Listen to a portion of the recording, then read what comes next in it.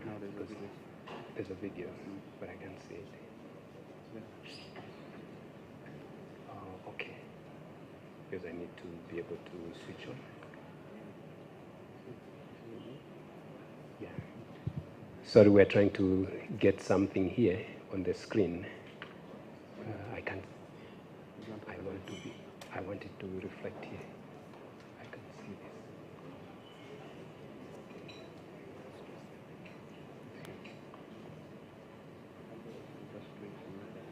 Okay.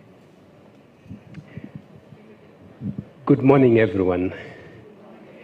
Allow me at this particular time to recognize the presence of our board chair, Dr. Moses Maka, but also our cooperating partners and funders.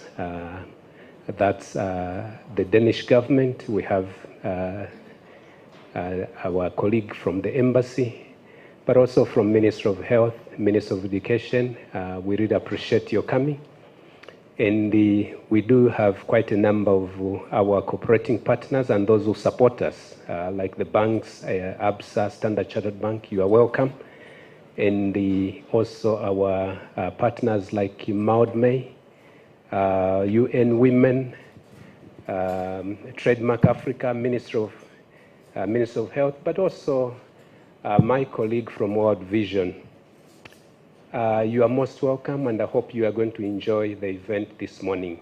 But also, I want to recognize our board members who are always there to support us and to see us through.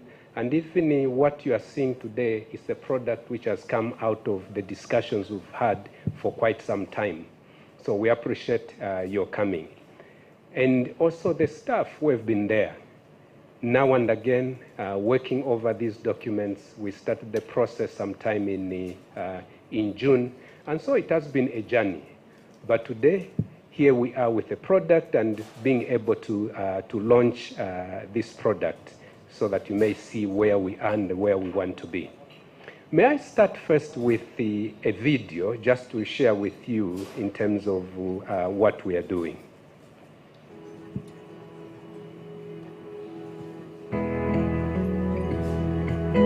ADRA Uganda is at the forefront of creating lasting change in communities across the country. Guided by our mission to empower communities through sustainable solutions, we address critical challenges in livelihood, education, health, and gender equality.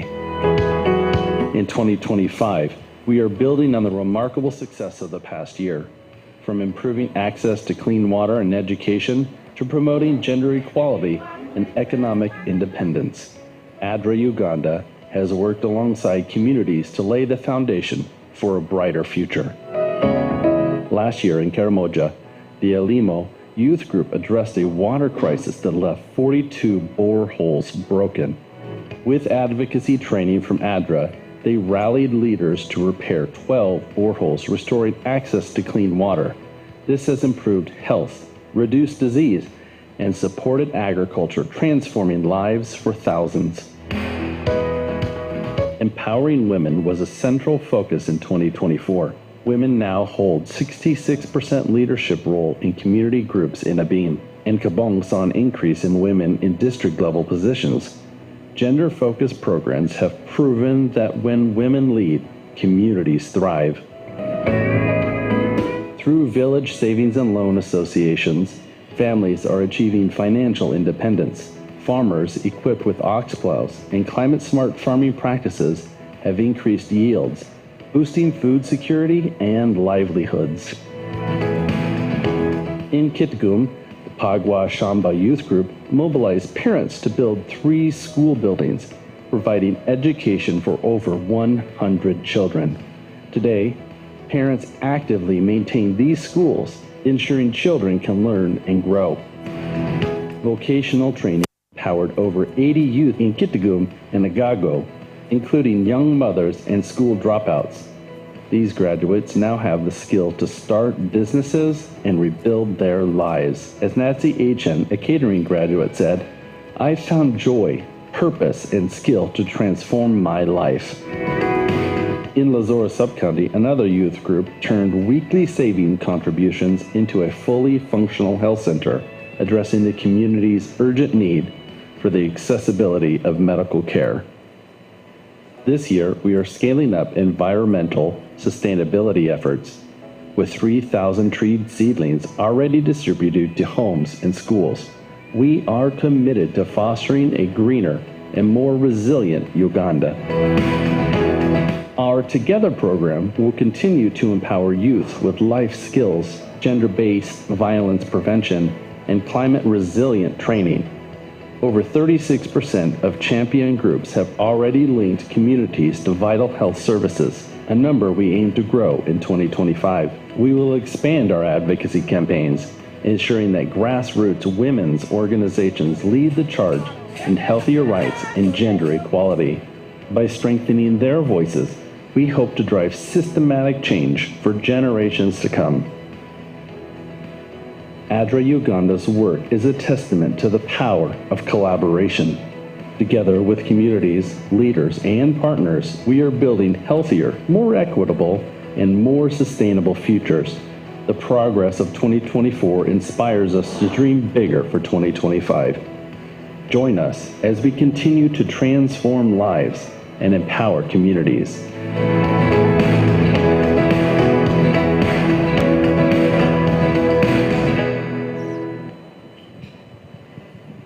Thank you so much. And that's just a bit of what we are doing in some of the areas. There are some of the things which we do in different parts of this country which we are not included in this video. And so, okay. Yes, and also I just want to recognize UNDP who are here. Thank you so much for coming. And the 3FHI, our partner, who have been able also to see us through and who support us with advocacy trainings for our staff and also communities.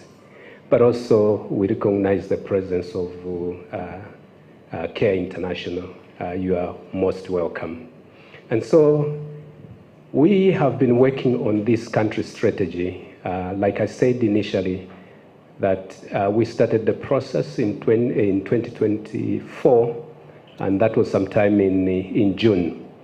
And by December last year, we had completed the process, and now we are here with the final product, which we are sharing with you and see how we are going to cooperate.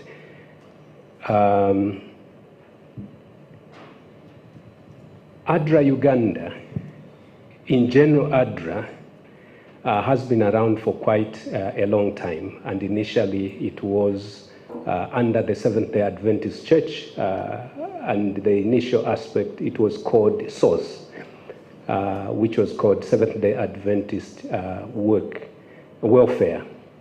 And since then, it transformed and became ADRA, but ADRA in Uganda, it was registered in 1986 as a local organization, though with networks of about 118 networks, and that's different offices in different countries worldwide. And so our purpose, the reason why we exist as ADRA Uganda, is to serve humanity so all may live as God intended. And our motto is justice, compassion, and love. And of course, we derive this from Micah chapter 6, verse 8, and where it talks about justice and being able to voice out for those, for the voiceless in the communities. And that's the reason why we are here, to ensure that people have voices and people live according to God's intention. The main target, of course, is the people who are living in poverty and also those who are vulnerable in our communities. And those are the people that we work with. Vision 2030, why do we have this particular vision? It's a bold commitment to transforming lives and empowering communities in Uganda. And of course, it is anchored on the purpose statement, the reason why we exist, that is to save humanity so all may live as God intended. And so it is our responsibility to ensure that each and every person, each and every individual in the communities where we work and where we live, God's intention was that man should not suffer. But it's because of sin that we suffer. It's because of sin that we have all these challenges within our communities where we work with. And so this is a reflection. It reflects extensive consultations, and that is the Vision 2030. We had quite a number of consultations with board members, with communities, and also with the staff and with other stakeholders to ensure that we come at this particular level where we are today, and so that we can be able to respond to those evolving challenges in the communities. And so this is not just about moving people from poverty, but it's about restoring hope, restoring dignity, and the ability for them to have the dream. Just like you and me who are seated today, we have a dream.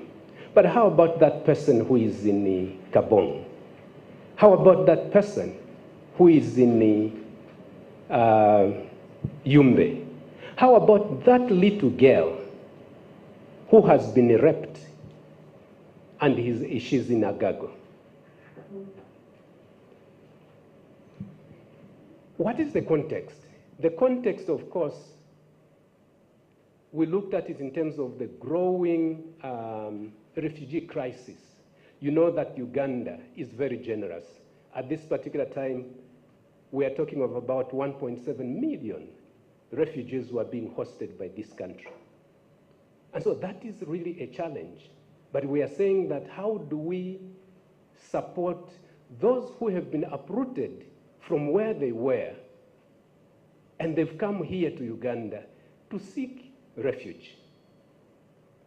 But also we are looking at triple nexus, and that is to ensure that we integrate humanitarian aid, development, and peace building for long-term resilience, to ensure that these people are able to stay. And so one of the programs which we are doing as ADRA Uganda is to be able to build houses. So we move from a point where we have the refugees coming in, or people who are displaced, they have nothing, and then they're able to have something and they stay in safe homes.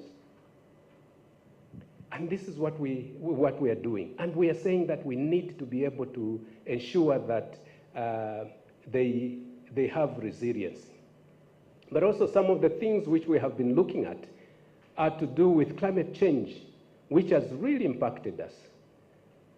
Some of you probably know that I come from Zambia, and one of the things we are struggling with there is the issue of drought. Of course, now we do have rains, but last year we did not have rains. Our dam was empty. We didn't have water in River Zambezi. We had no electricity. We have been suffering. But even right now, even here in Uganda, we have the same situations which are happening, not like Zambia probably, but different when we talk about climate change. And so these communities, they have to find ways of how to adapt to these particular challenges. You and me could be able to find these solutions for them. Gender inequality and issues affecting women, girls, and boys. These are realities which we come across in our communities and which we have. But also, we looked at the issue of employee well-being.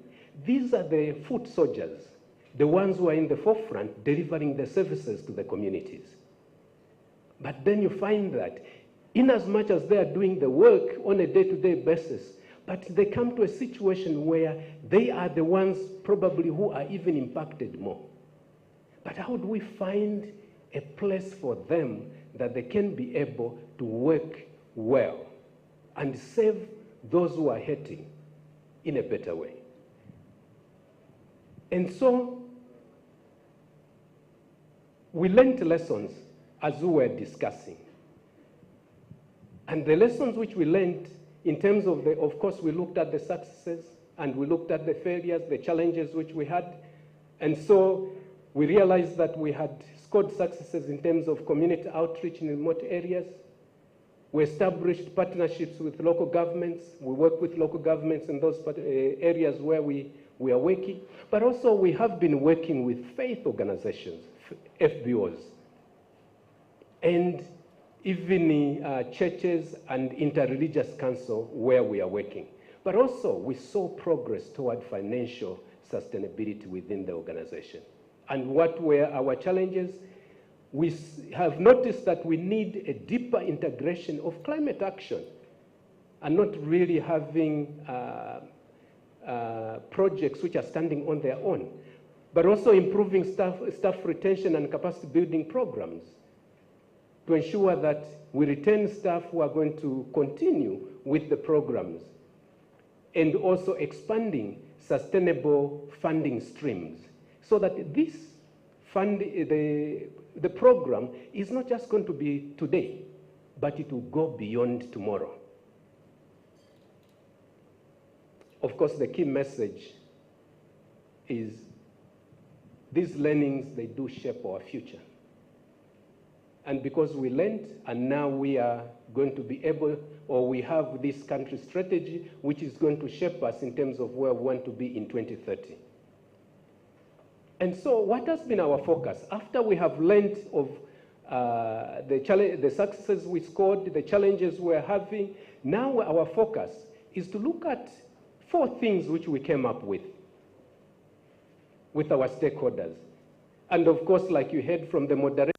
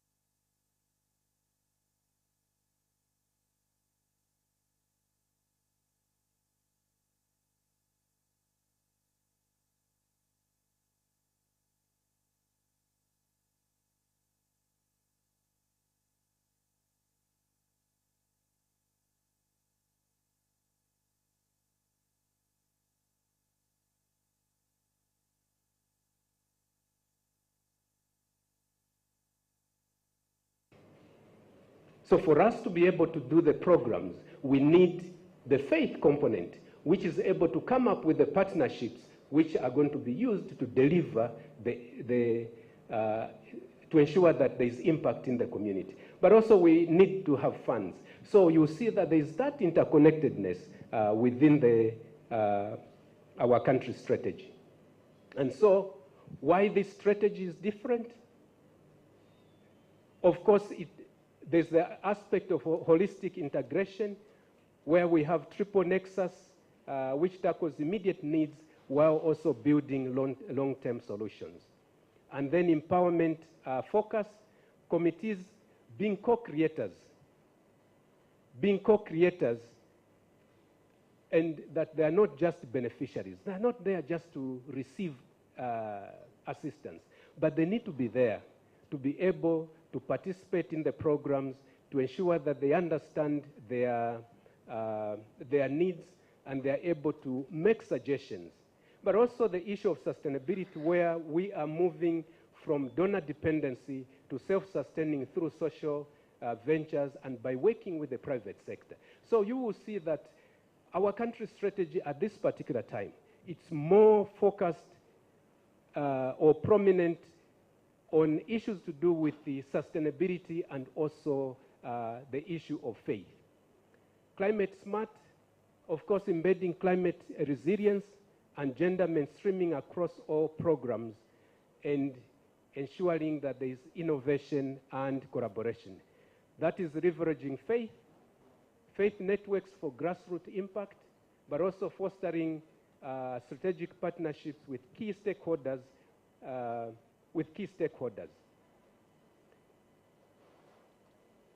There are pathways which I have talked about, and these pathways are 4 of them, and those are the ones which at this particular time we are going to look at one by one. The faith pathway. We are looking at mobilizing the faith networks for outreach and implementation within the communities.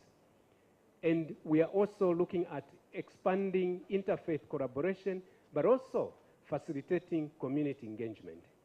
Our belief as ADRA Uganda is that collaboration is the ultimate multiplier. Without collaboration, you may not and you cannot achieve anything. It's not just an effort, but of purpose, vision, and impact. When we truly collaborate, we are not just adding resources or ideas. We are creating something far greater than the sum of its parts. Collaboration challenges us to step out of our silos and ensure that we are able to work together, to see to it that we have the strength and the diversity, and also to embrace the power of shared goals.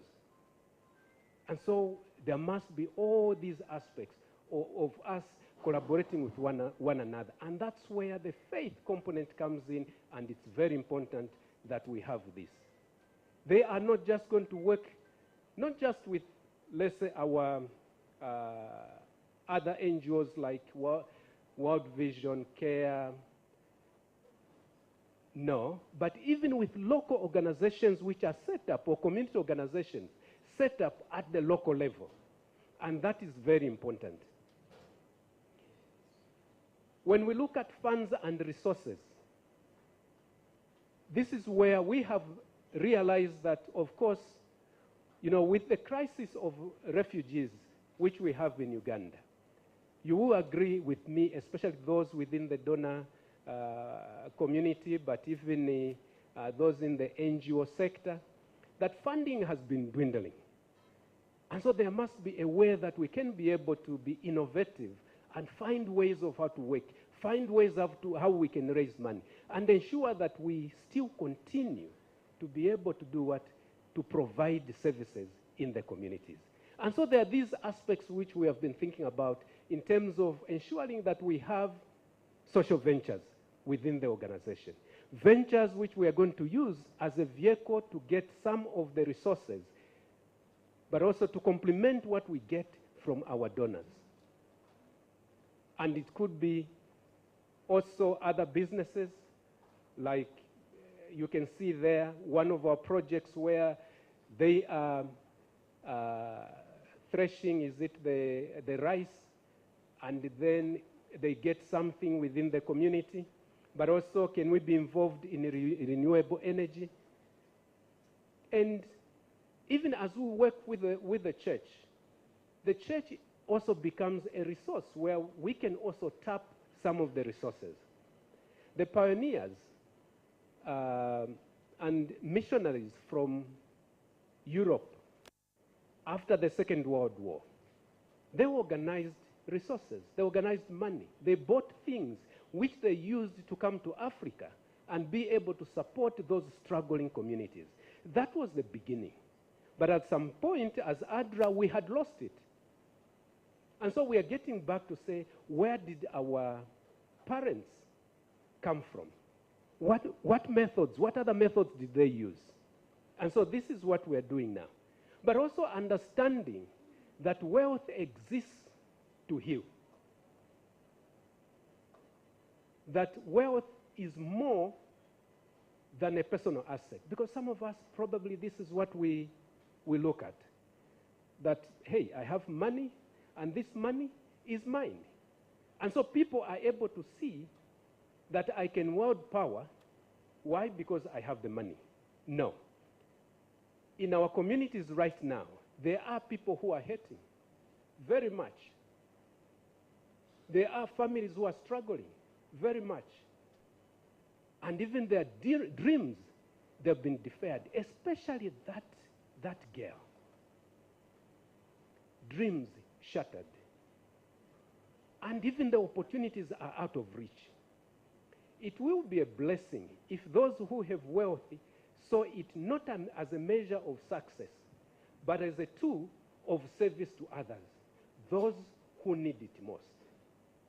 And so our thinking as ADRA Uganda is to be able to partner with some of you companies who are here, some of the companies who are outside, that we can be able, and you can be able to share that which you have for the benefit of that girl, for the benefit of that boy whose dreams have been shattered. People and systems, it's one aspect also, and a pathway which is very important and which has been brought in. Like I said, that staff are the ones in the forefront. But then you find that these are the ones who deliver the services. And they are, when you look at the balance sheet, a huge figure that needs to be taken care of. And so what we're thinking is to ensure that we have comprehensive wellness programs for the staff, but also to ensure that we have professional growth opportunities for them. Our goal is to be able to have enhanced staff capacity and retention by 2030. We want to close that tap. We want to close that door. We do a lot of trainings for our staff, a lot. But those staff where we have made an investment, we want to keep them and not to train for somebody.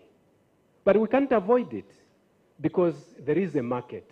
But at least what we are aiming at is to ensure that we address things like physical, mental, and emotional health needs of our staff. We get so busy that we forget them. We only remember that beneficiary and not the one who is delivering the service.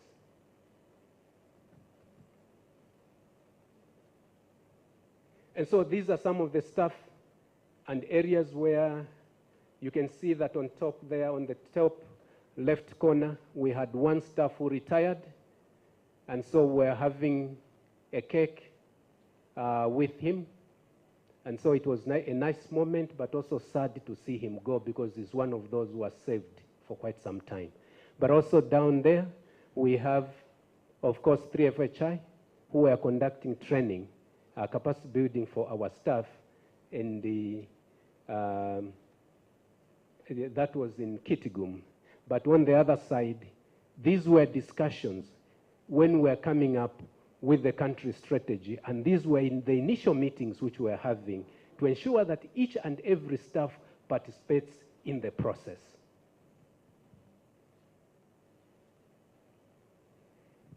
Integrated programs, pathway. Our focus has been to ensure that we have integrated programming. and ensure that we don't work in silos, but we support each and every aspect. And so you can see that down there we deal with TEVET. And TEVET, of course, like you know, in Yumbe, where we have refugees who have come from South Sudan or even in other areas, we provide trainings to these particular refugees. We equip them so that they can be able to stand on their own. And so we work with Bugema University to provide the certification. Right now we have some of the staff, some of the refugees who told us that, hey, some have been employed in South Sudan when they went back because they got the certificate from Bugema University. And some are employed even within Yumbe, in the hotel, especially those involved in catering. But also we have a situation where we grow rice. Right now we have, I think, more than 400 hectares of rice which has been grown by refugees. And we are expecting about 900 or over 900 metric tons of rice produced by the refugees themselves. And now that's food sovereignty. And that's quite amazing to see to it that the refugees are involved in the production of food.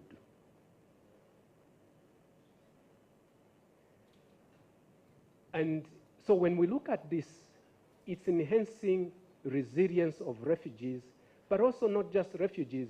And we're not just working with refugees, but we are working also with host communities. And so the host communities, they benefit, Ugandans benefit from this. And our focus is to ensure that we follow, of course, the standards in terms of micro-smart solutions, which we are able to train our beneficiaries into.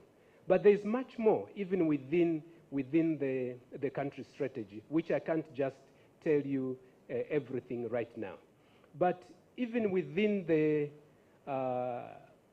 integrated programming, we have the multi-sectoral collaborations.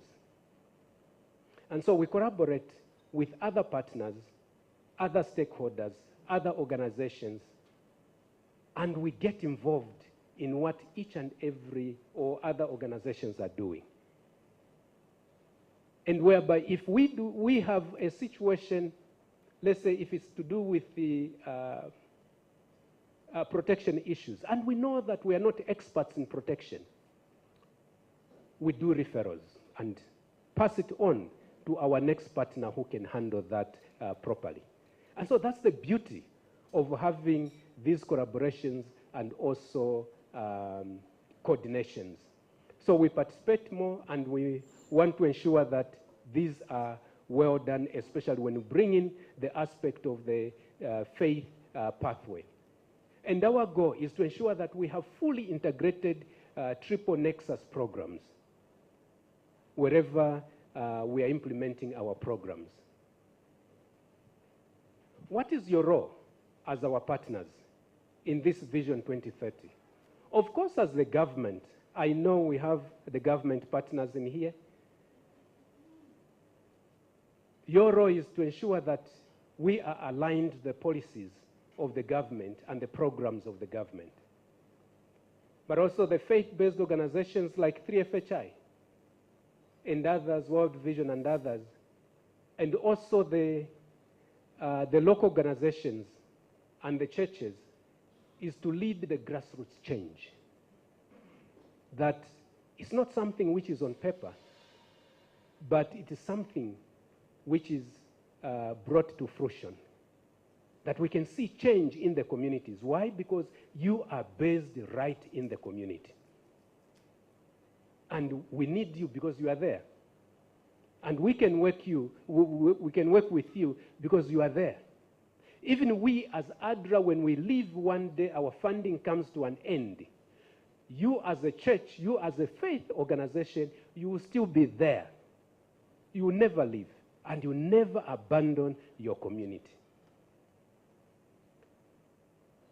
Our donors, your role, of course, is to ensure that you invest in sustainability and innovation and finding ways of how we can be able to deal with these things, but also providing funding to the organization or to the program. Communities, I know you are here. Your role, of course, in this is to co-design the program, but own the solutions which are there. And so we also need you. We also want you to be part of this particular process. How about the private sector? The private sector is also there to be able to provide the resources, to be able to work with us as development partners, that we can be able to deliver the services to the community. Why? Because you are there providing a product to the community, and the community is buying the product. So why not go back and say thank you to the community? But also we need to find ways of saying, hey, how do we work together to move this forward? As I close, I want to share something with you. And this happened in 1939. A gentleman called Nicholas Winton, probably you know about this particular person, and you might have watched even the video. He was a young British stockbroker who orchestrated the rescue of 669 Jewish children from the Nazi-occupied Czechoslovakia by arranging for their safe transport to Britain. He quietly organized train routes. He organized the visas for these kids. And he went to Britain,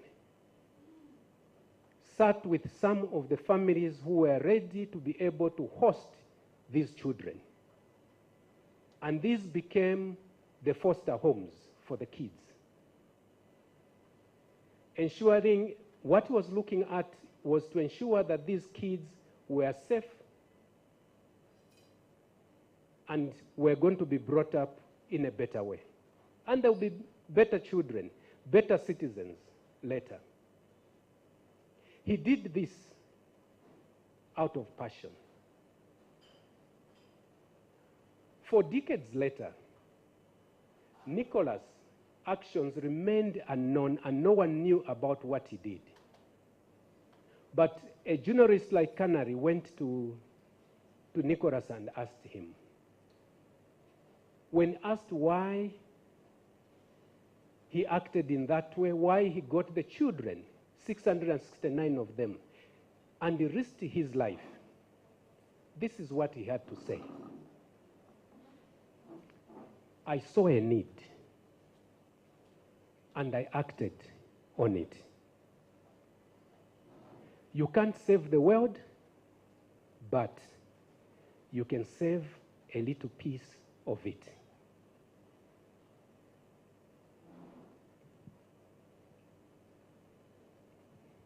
In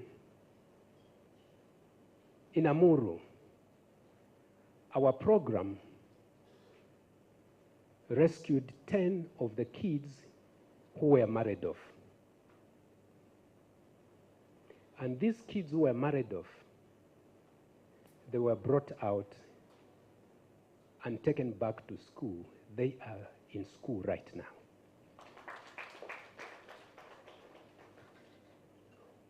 We are not talking of many, we are talking of a few. And we can do this systematically and ensure that this challenge, this problem we are having in the communities, we can eradicate it. ADRA alone cannot do it.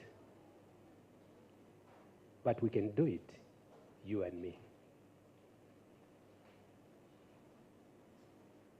I don't know whether you are with us or you are not. But I'm ready to be part of this country's strategy to ensure that we find a safe environment for the children and for those who are suffering in these communities. I want to beg you, what is it that you're going to do? Can we find ways of partnering so that we can be able to alleviate these problems which are there in communities? Vision 2030 is about transforming lives together, not just ADRA Uganda, but all of us together as one, to ensure that we have happy communities. Thank you so much.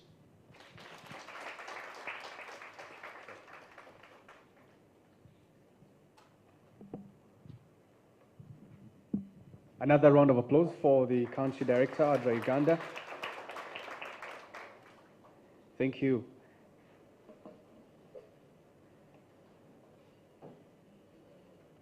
Even when I got a call from ADRA Uganda and they took me through, of course, what ADRA Uganda has been doing, I still did not have a clear picture until I watched this presentation and the video. Very many areas that ADRA Uganda is involved in. Access to clean water. Remember the boreholes you saw in the video that were broken and were later repaired. Women empowerment, a number of women or female leaders in northern Uganda that are now part of local government structures. Financial independence, fighting food insecurity. Talking about food security, at the back you'll take off some time, maybe during the break.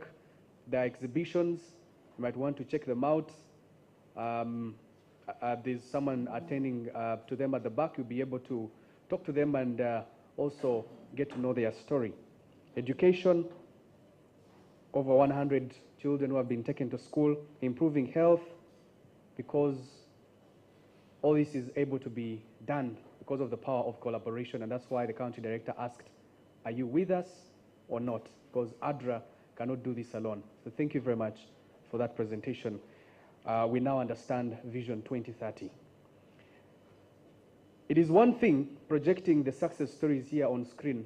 It is another thing listening to them face to face. So allow me at this time call upon the different success stories and testimonies from the beneficiaries. You're going to come and take off some time here to talk to us about how you've benefited.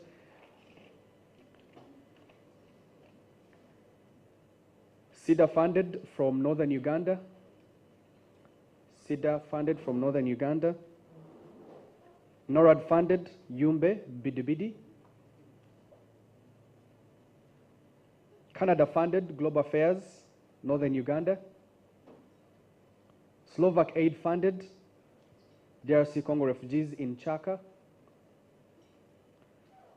And Danida funded from Karamoja. Could you kindly come to the stage and talk to us about how you have benefited and how you've been able to internalize Vision 2030 in terms of how do you think you can be part of this strategy that's going to be launched today?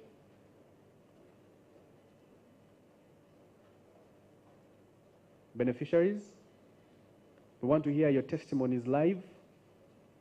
Thank you. So this is, or you'll translate, okay. SIDA funded, Northern Uganda. You can, okay, she can stand.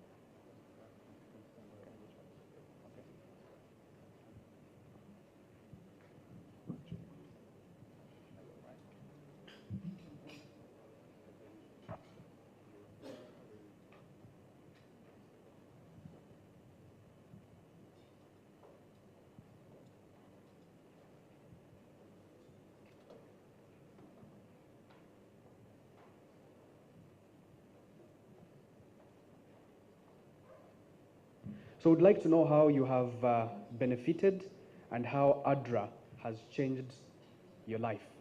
Mitongeo kit ma inino kon ki bot ADRA kede aka ki kit ma ADRA logo ko ma megi kede ki ko pa jo ma ti area ma megi ko nyingi ki project my ti ene For tell Roma part. I thank you all in your various capacity. An machungi nya kilone aya Agnes. My name is Aya Agnes. Ki group maklone ruargwa. Matie yogom igulnam parish gom sub country Pade district. Acholi sub region. I'm from a group called Ruat Gwoko Farmers Group in Gulnam Parish, Ogom Sub-County, Pade District in Acholi Sub-Region. Achung kan temino chaden pero ma work ye karma no put ADRA put to yawangwa. I'm here to testify on the challenges I went through before interacting with ADRA. Karma ADRA put to yawangwa work ke pero ma pat pero ma lera dida. Before we interacted with ADRA, I personally passed through difficulties. I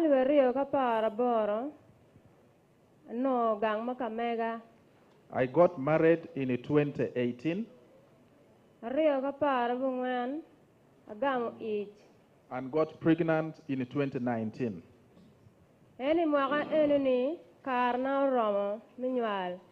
When it was due to deliver,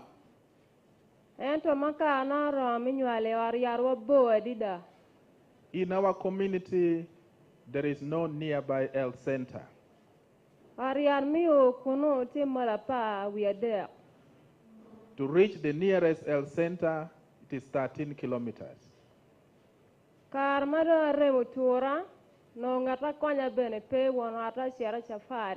When labor pain strike, my husband was not there and there was nobody to help me. I'm alone at home. There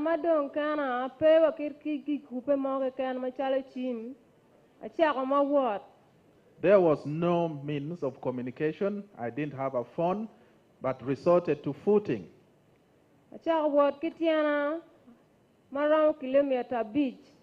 I footed for about 5 kilometers. And I gave birth on the way. It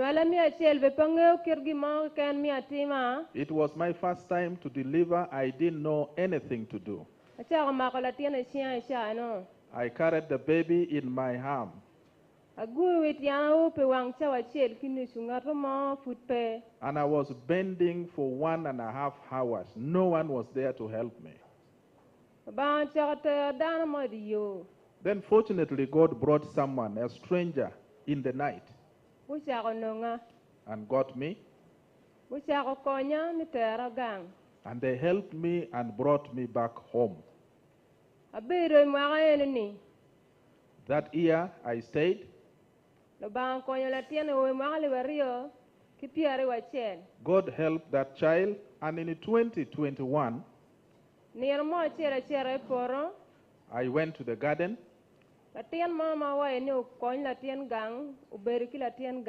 I left one of the children to take care of the young one at home. I came back from the garden and I got the child was terribly sick. There was no transport. I carried the child on my back. I started footing. Oh, manok.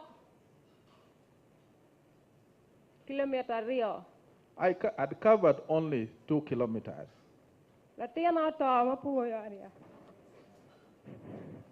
I lost my child.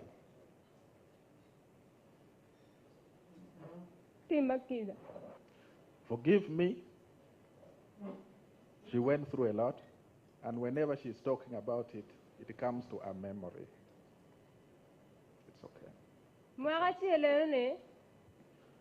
Within that same year, towards the end of 2021, Min chwar mano beru kere. My husband, the brother of my husband I was staying with in the same compound, Tuo chobada kadi wo. he also fell sick at night. Giwa ma kente. There was no transport. Kechako tingamete reki gari. We had to mobilize a wheelbarrow to roll him to the health center. Miu el center siri pade pedo o. And we could not make it to health center 3 in Pade. Ne odana rio pe ma chel. I lost 2 people in one here. Egul nam Paris. In Gulnam Parish, Mwaga dek. 3 years, Wanelo diro kilo tino. Piara dek area. within 3 years, we lost children and old people, about 33 of them. Mano ariar foot pe barwa. We didn't have a health center, nearby health center. Karmandra o barwa. When ADRA came to us and interacted with us, Gochako konyowa. Mifonyowa. started training us in various areas, and when ADRA was coming, there was also no route, no road to link them to the community. When ADRA started with the Ruodgwoko Farmers Group, we realized the value of opening the road so that people can access us to support us in various ways. We welcomed ADRA, started training us, trained us on our rights. And after the training on human rights, we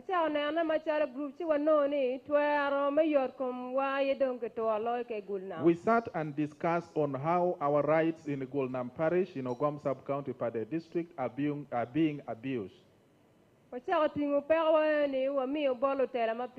And we realized that the issue of health, lack of health center in our area was one of the rights being abused. And we had a discussion with the local leaders at the village and parish level.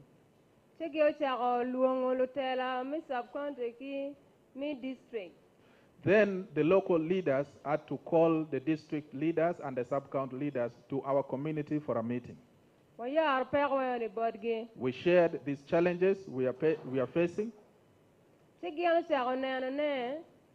And when they listened to our problems,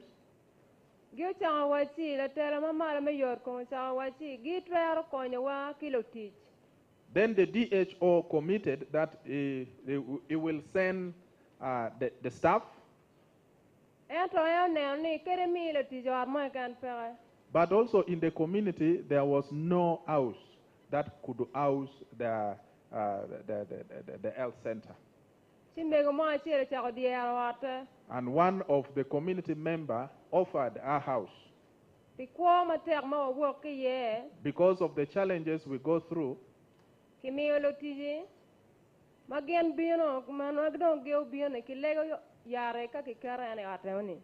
so when the workers were sent, the government sent money, the drugs, and it was put in that house, and the community started accessing health services from there. Another member from the community offered a piece of land. The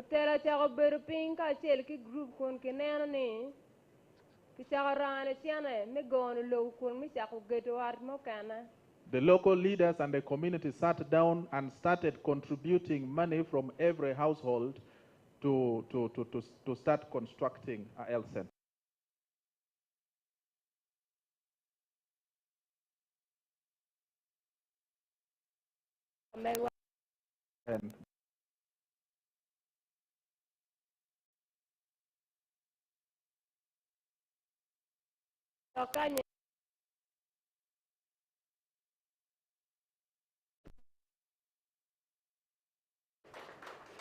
And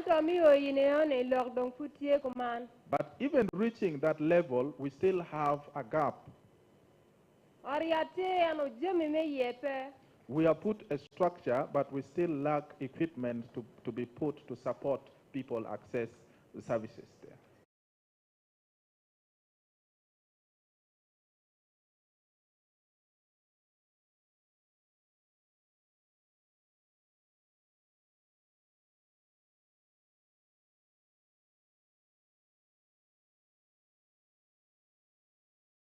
Appeal to the government and any well-wisher. Stand with us so that we can also feel okay in our community.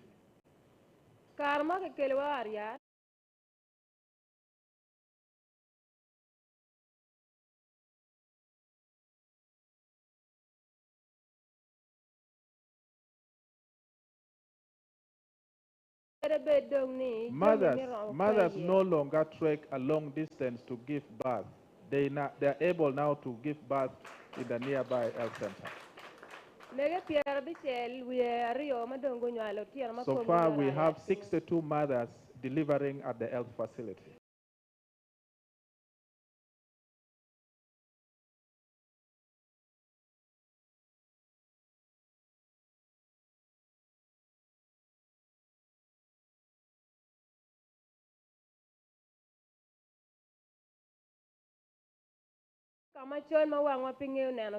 Because we didn't know anything and we were looking at everything happening around us as normal.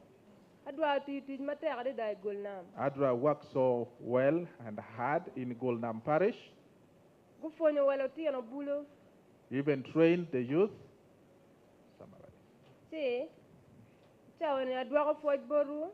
I want to thank you all for what you have done, ADRA. Thank you so much.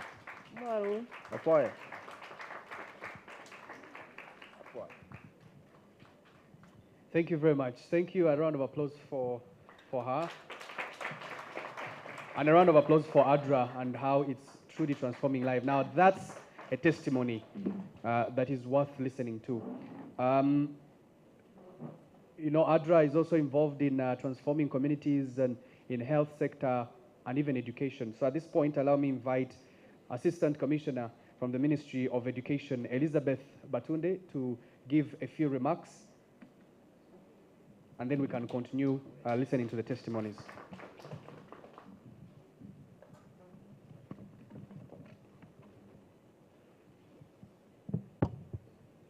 Thank you very much for this opportunity. The directors of ADRA Uganda, the ADRA board members and staff, the foundation body organizations, the education development partners. I've had UNDP, ministries, other ministries, departments and agencies, distinguished guests, ladies and gentlemen. I take this same opportunity to salute and warmly welcome you all to this launch. And I thank the Almighty God for enabling us to gather here. Happy New Year to you all. In a special way, I wish to thank the organizers of this ADRA Uganda Vision 2030 launching event. Thank you for inviting us all to participate in this memorable event. For those who have not interacted before, I am Batunde Elizabeth,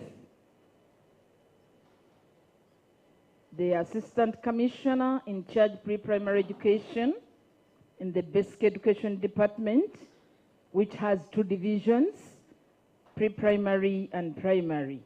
And I work with the Ministry of Education and Sports.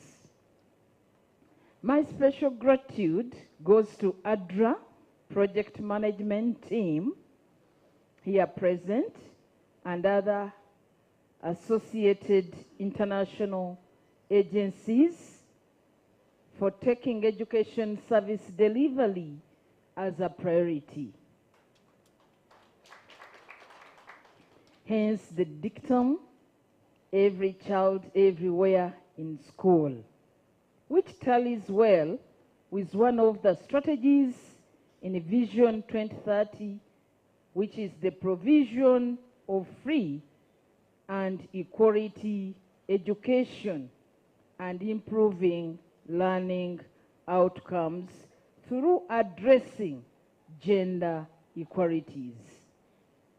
As Ministry of Education and Sports, we not only thank ADRA for the continuation or contribution to education of our children everywhere, but also to provide us with various and variable networks plus insights which occasionally can be used to advocate further progress and enhance policy.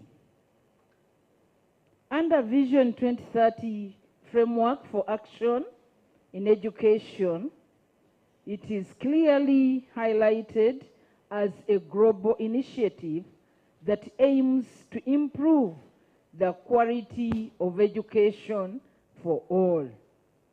Ladies and gentlemen, it is interesting to note that ADRA, in addition to all the activities as you've already heard from the director in schools and communities, it stands out to the voice of the out of school and at-risk children throughout its low country programs. The purpose of serving humanity so all may live as God intended, clearly you've fulfilled it.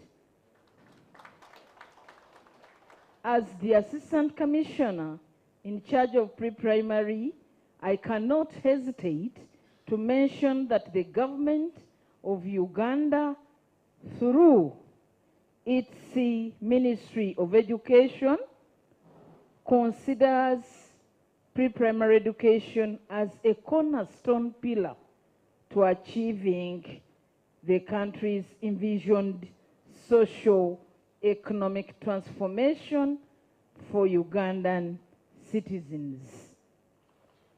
So, pre-primary education, dear ladies and gentlemen, plays a pivotal role in the holistic development of our young children, who benefit directly a breadth of skills they need to thrive not only today, but also in their future. That's why I cherish the Adventist Development and Relief Agency, ADRA, for the commitment of empowering individuals in poverty through transformative education, starting with our young learners. Your learner-centered approach prioritizes sustainable change, and we thank you very greatly. As you mentioned about the well-being of the professionals, I thought about our teachers. And I remember you mentioning that you have tried to ensure that they receive professional development to enhance their skills in teaching, literacy, and numeracy. And as you do this, we are sure that our learners benefit from high-quality curriculum content and materials that you provide them. As I conclude, dear ladies and gentlemen, I've learned through the area discussion we had with ADRA that under the advocacy there is integral, it is very integral, the advocacy is integral to all ADRA's education programs, ensuring that government is held accountable, that community leaders and learners access quality and equitable education.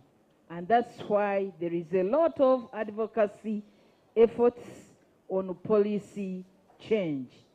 This has already been done by our government of the Republic of Uganda, and it has of recent approved the early childhood care and education policy. And consequently, this policy will go a long way in ensuring that all children enjoy their right to education equitably and as stipulated in the global and national networks and conventions. With these few remarks, ladies and gentlemen, allow me to stop here and wish you a successful ADRA launching event for God and my country. Another round of applause for Assistant Commissioner Elizabeth. Thank you very much. Thank you. Let's continue with the testimonies. Amidst us, we have, thank you. We have the Principal Settlement Commandant, Department of Refugees, in the, of course, Refugees Department, from the Office of the Prime Minister. So I wanted us to, before we hear from him, Mr. Mugabe, we hear a testimony from Chaka, which is Slovak aid-funded, DRC Congo refugees. Want to hear that testimony, and then we can hear from Mr. Mugabe.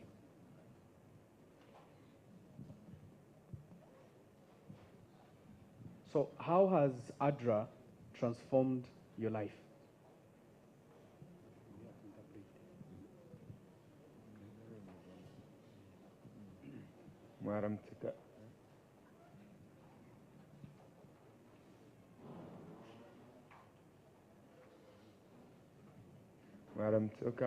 Good morning, everyone. Manje kubasuhuza. He is greeting all of us. Ku mazina Nkurikiye Hakizimana. He is called Nkurikiye Hakizimana. Aba ndi umugabo w'imyaka 39. And he is 39 years old. Ndi umugabo w'umugore umwe n'abana babiri. He is having a wife and 2 children.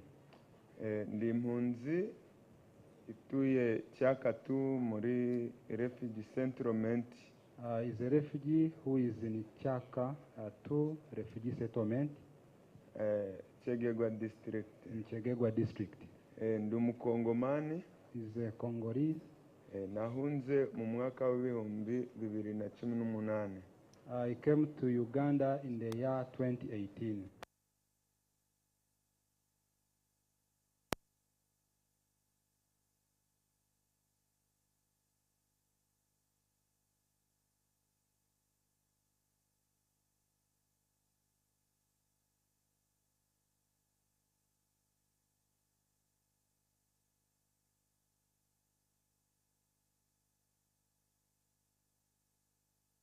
Yuko tugombye kubaho tubeshejweho n'ubuyobozi bwa Uganda. They expected to be given food by OPM and UNHCR. Ntabwo nari nzi yuko nanjye ubwanjye nagira ikintu nategura kugira ngo ngere ku rugero rwo nakenera kugeraho. He didn't expect that he can get food from his own hands by working and getting food. Rwose UN yatwitayeho ku mbaraga yari ifite. UN supported us in the way they could. Ariko bigeze nyuma ibyo kujya biragabanyuka mu bigega. But later food kept reducing basing on how they are given at first. Abadakomeye mu mutima bagarukayo. Those who were not resistant enough, they went back. Ariko twe tugirirwa amahirwe yo kubona ababyeyi bacu nka ADRA. But for us who were lucky, we got ADRA, who became our parent. Ntangira kubona amahugurwa aturutse muri ADRA. We started getting trainings from ADRA. ADRA itwereka neza yuko umuntu ashobora kwikorera kandi akabaho. And the ADRA gave them hope that one can train, get skills, and survive on his own. Ntabwo nari nzi yuko nagira urugo ngo nubake ngire iwanjye ngire n'itungo. I didn't know that I can have livestock at home. I get food just with my family members as a refugee. Hejuru y'ubuhunzi twaje tusa nk'abihebye tuzi yuko ibihe byacu biri gushyirayo. And you know, or being a refugee, you come with nothing, and he didn't expect to have anything more. Ariko ADRA imaze kugera muri Cyaka. But after ADRA coming in Chaka, yaduhaye amahugurwa. They trained us. Iduhereza inkunga. They supported us. Twari dufite udutaka dutoya tutaduhagije ku buryo twatunga umuryango. We have small plots of land which cannot support us, of course. Nkanjye ADRA yampaye amahugurwa agataka kanjye nyereka ukuntu nagakoresha nkakabyaza umusaruro mu gihe gikwiriye. For him in particular, he was trained on how to do farming on a small piece of land so that you can get what to eat. ADRA namaze kubona amahugurwa ya ADRA. After I was trained, impereza imbuto. They gave me vegetable seeds. Mpinga indunde y'inyanya. I planted a quarter an acre.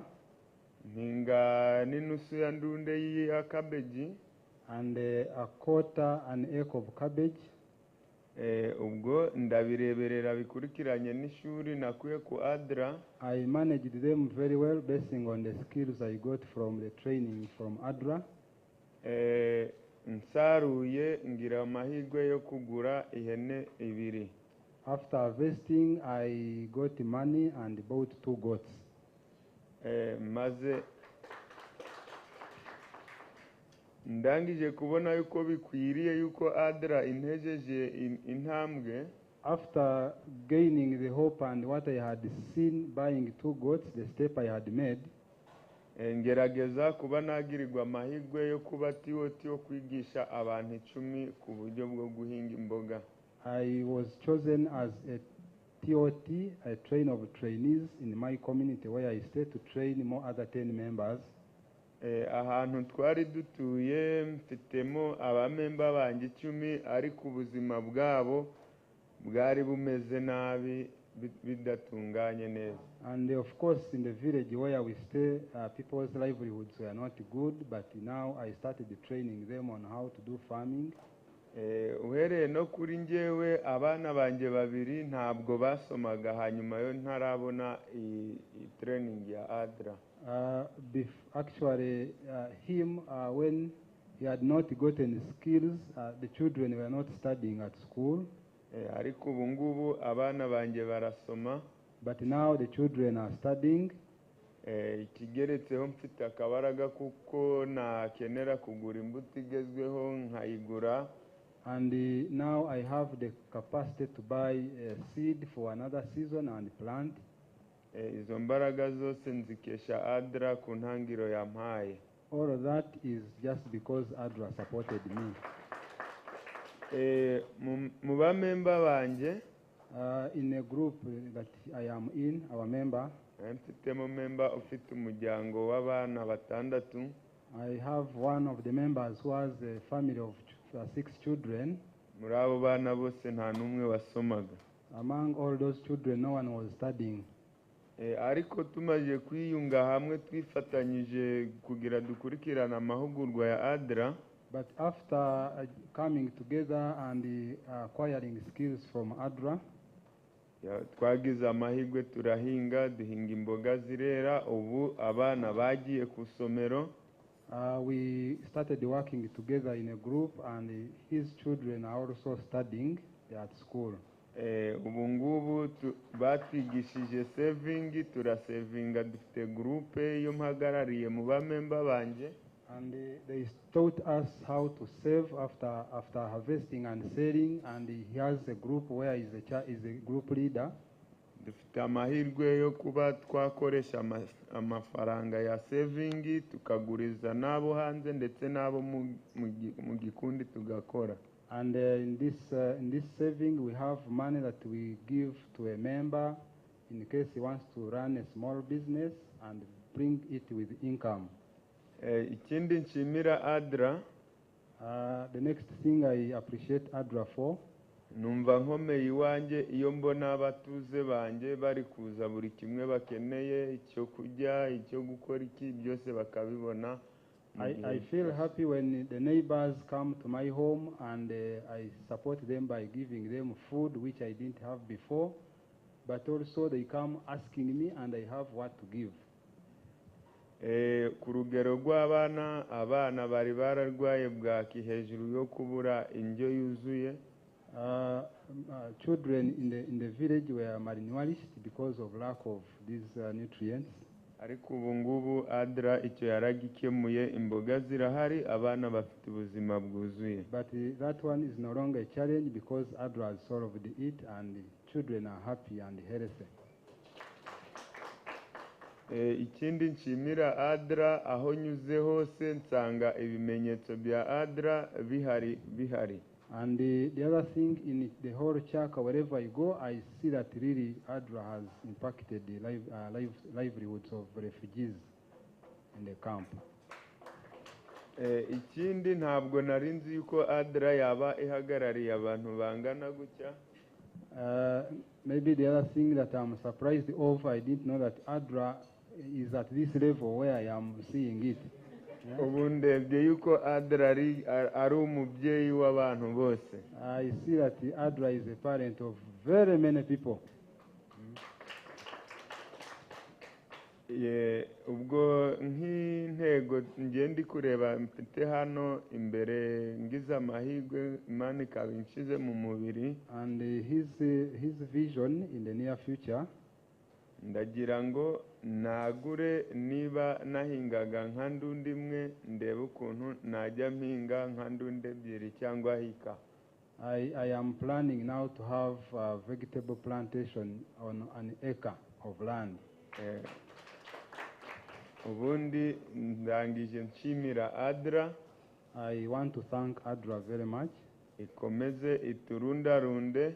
They continue to train us and support us. Kuko nihereyeho nko mu nkambi hariya tuba tumeze nabi. Maybe starting on him in the settlement, the livelihoods are not good for all refugees. Ariko iyo tubonye ADRA twumva tugarutse mu rugo. But when we get such kind of support and skills training like ADRA is doing, we feel happy in the lives we are in the settlement. Muri makeya nkaba ndangije mvuga ati murakoze murakarama. Thank you very much. Thank you very much. Thank you. Incredible story right there from Chaka. Right now, allow me invite the Principal Settlement Commandant, the Department of Refugees, who of course is representing the Commissioner for Refugees Management under the Office of the Prime Minister. Will come with me, Geoffrey Mugabe, to give his remarks.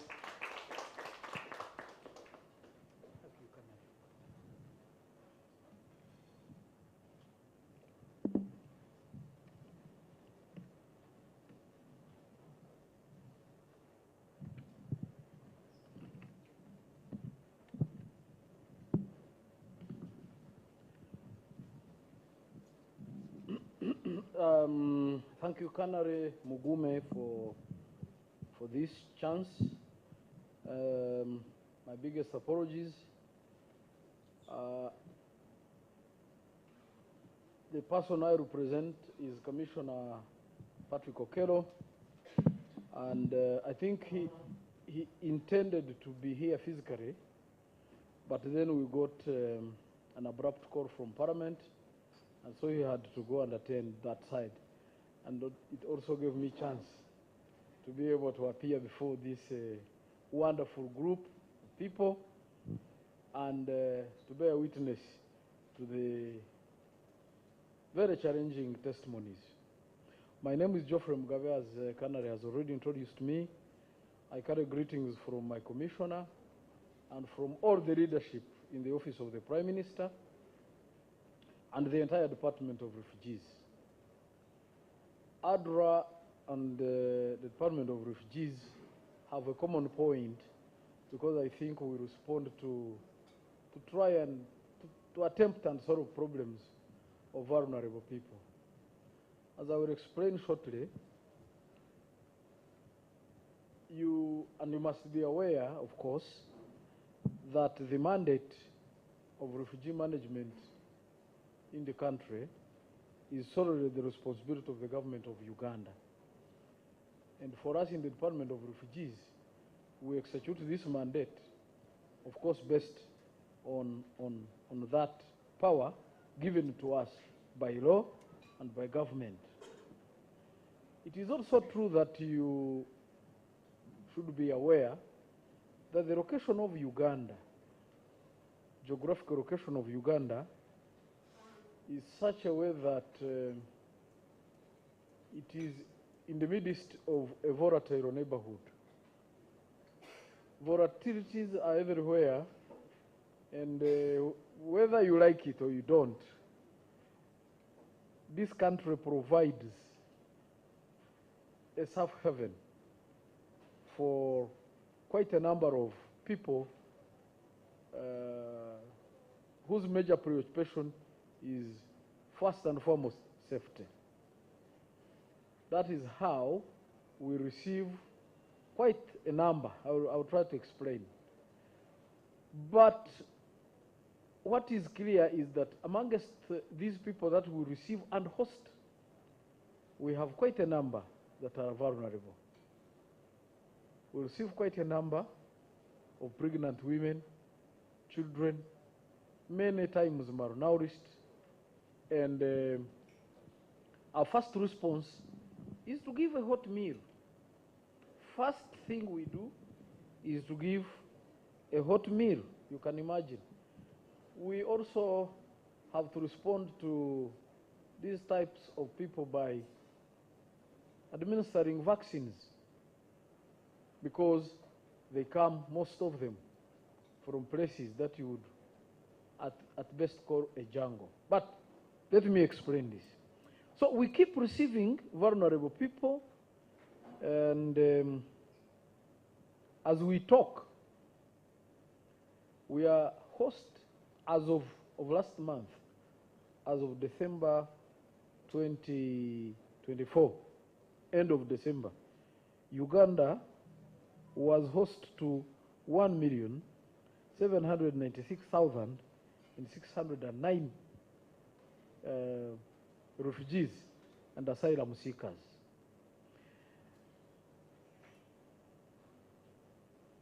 This is not a small number. Of these, 98% are refugees and 2% asylum seekers, as I've already alluded to. And there is a breakdown in terms of nationalities we host, but I would pick the largest, maybe Southern Sudan at 54%. And DRC Congo, this is why this gentleman was here, 31%. Sudan, 4%. I hope you notice the difference between South Sudan and Sudan. And then Eritrea, and so on and so forth. We have even people, we have nationalities from other countries that you may be surprised about. Syria and so on and so forth. Even 111. So the overall picture is that about 79% of these people are women and children. 79%. And then 3% elderly. We are talking of about 60 years and above.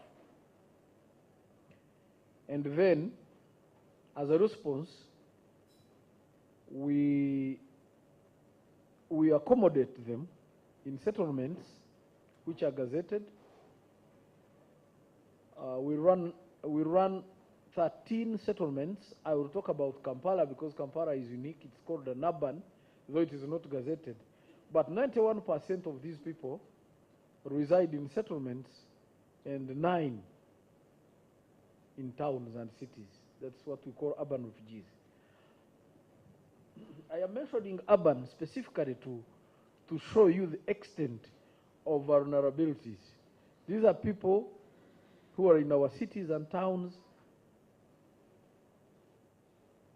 looking for survival. You can imagine the extent of risk this exposes them. When we are doing all this,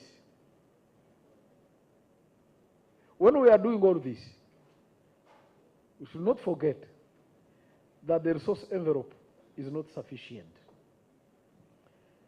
So, when organizations like ADRA come up, we very highly become grateful. Please.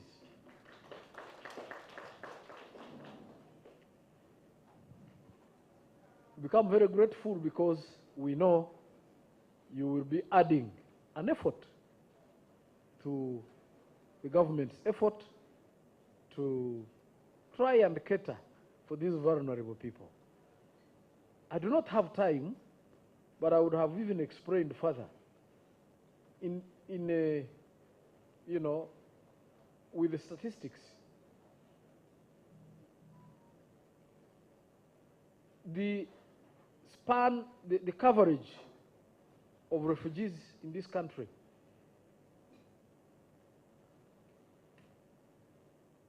is such amazing that we even have districts where refugees and asylum seekers are more than the natives. Yes. And this is because the government of Uganda policy is open door. The leadership of this country believes that there should not be refugees, especially African refugees, in Africa. However, this does not mean that you should just come without checks and balances. No. It's just welcome home. This country is your place of abode, is your home, but there are certain things we do not entertain. For example, we do not accommodate combatants. We do not accommodate criminals. We do not accommodate other categories of people. Of course, I will not go further to elaborate. But I'm trying to explain that when we put in those checks, then quite a number, again, become vulnerable. We have not granted them asylum. We have not granted them refugee status. They are here. What next? So, ADRA, I think you need to also look into the possibility of coming in to assist the people who we might call stranded. The United Nations Human Rights for Refugees, the High Commission for Refugees, has coined another terminology called stateless people. We also have stateless individuals.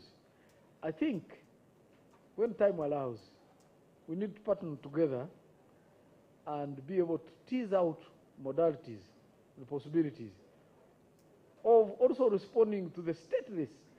Stateless people are those whose otherwise would have been states that would have protected them, declare them non-citizens. Where do they go? These are human beings on earth. Those and other issues, we need more time. I use this opportunity from the Commissioner to invite ADRA for more interrogation into some of these challenges. Together, we will respond to the vulnerable people. I thank you very much. Thank you once again, Colonel. Thank you. Another round of applause. That has been Geoffrey Mugabe. He's a principal settlement commandant. I'll invite you, Mr. Mugabe, before you leave, put your signature on that board. A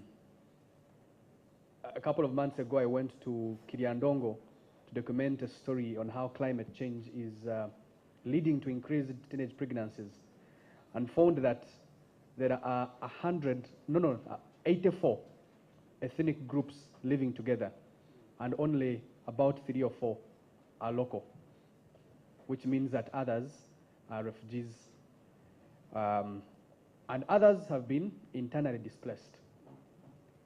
But quite interesting how they still live harmoniously and be able to make ends meet. So the story of refugees is quite interesting. I'm going to request another testimony, just that now we're going to make it a little bit quick, 3 minutes each.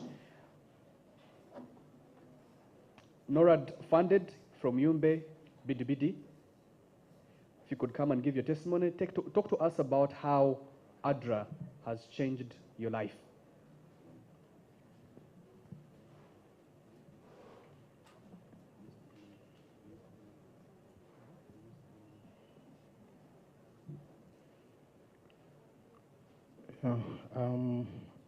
My name's Taban Rashid. I'm from Yumbe. I'm also a secretary for Fikira Group, and as well as a landlord also. I first of all thank ADRA for this meeting, and I also want to tell the people around here that ADRA supported us many things in Yumbe. First of all, the way we were living there, we were not actually farming rice. We never know about rice. We don't know how to even plant rice. But when ADRA come to West Nile, especially in Yumbe, ADRA taught us how to plant rice in a very modernized form, special planting rice in lanes, and also making the spaces and whatever. So as per now, as I talk, we are now producing rice in a big quantity. This last year, we have like 240 acres of rice. These 240 acres were for 8 groups, and these 8 groups, Fikira A was one of the beneficiaries of this group. These 8 groups include the hosts and also the refugees. Allow me to talk about the refugees before ADRA come there. And as the landlord who offer land to the OPM, I was actually feeling unwell because of the stories I get from the refugees. First of all, these refugees, we could hear continuous death, committing suicide because of food. You find that someone has children, someone has, with these children, he has nothing to eat.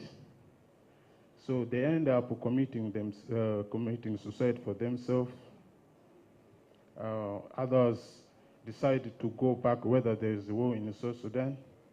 Because of this hunger, they don't mind even dying on the way.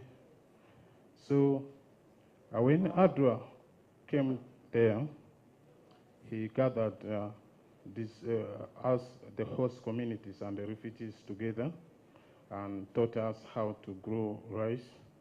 As I talk right now, these refugees are now farmers. They produce rice as we produce as a host. We don't now hear this kind of committing suicide, massive death of children in our community, because we were not actually very happy, because I can't stay at my home while my neighbor there is suffering. They are dying. You just keep up. But when ADRA come there, it actually try the best to see that these refugees are now living a very better life.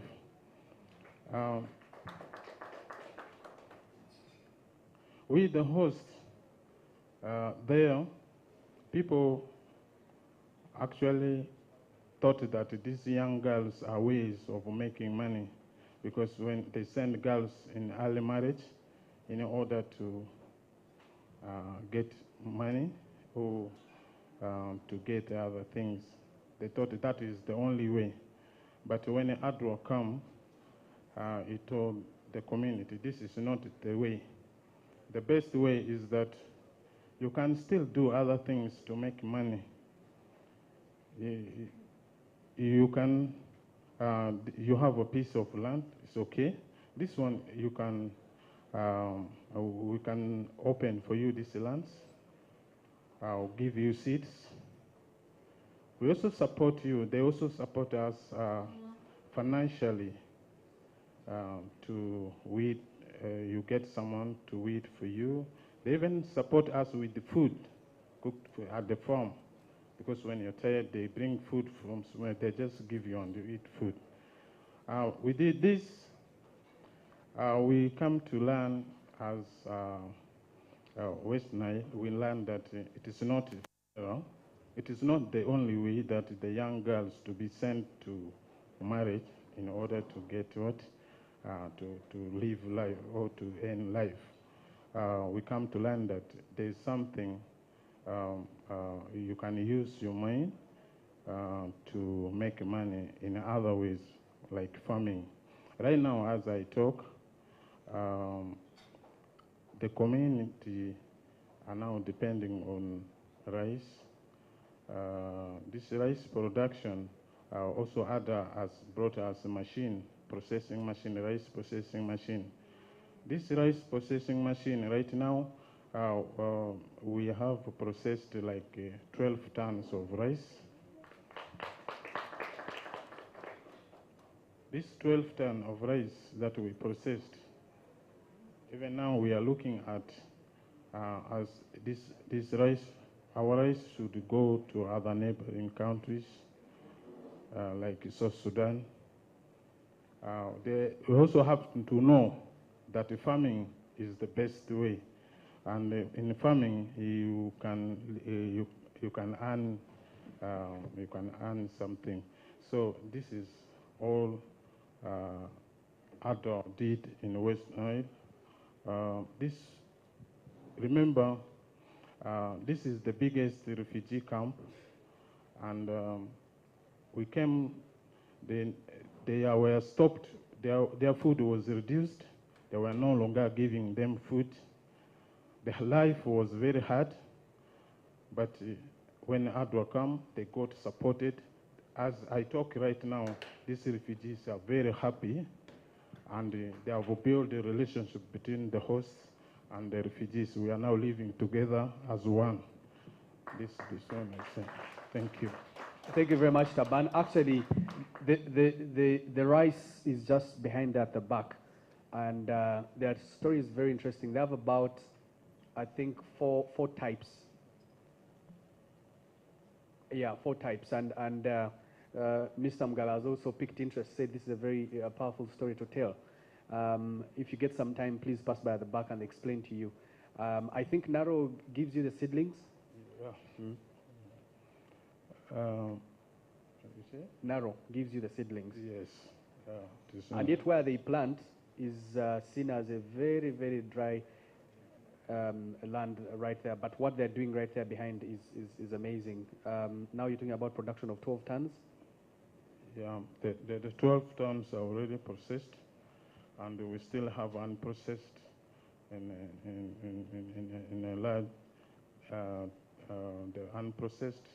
We have them because we are there like three counts. We are now in Kululu sub-county. Kululu sub-county itself has this 12 ton which is processed, and we also, as the Fikira A alone, these 8 groups, Fikira A alone has 30 tons right now in their store as a group members. These 30 tons, we are thinking to process and pack, make packages of it, and then send it to the market. Thank you. Yeah. Thank you very much, Taban. Round of applause for him. It's a powerful story. If you get some time, again, I encourage you to pass by at the back where the exhibition is.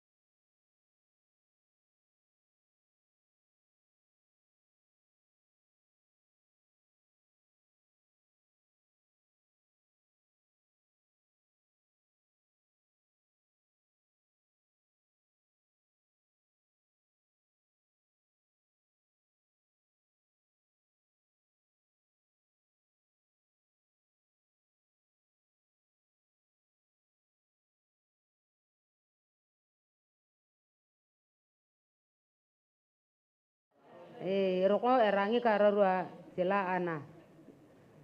Nakarikone group wala ra Kokoria Women's Group. She's called Chila Anna. She's the chairperson of Kokoria Women's Group. Alo dia yang nyagya unya karuerika nyete. Alo talakari mona ngotai. That she's going to begin to give you a simple song, just 1 minute, only to greet you. That is 3 women should stand up. You stand up, she stands up, and then Margaret. That you come here, yeah. They are calling. Hey. You. Yeah. Bayo na papa. Gua.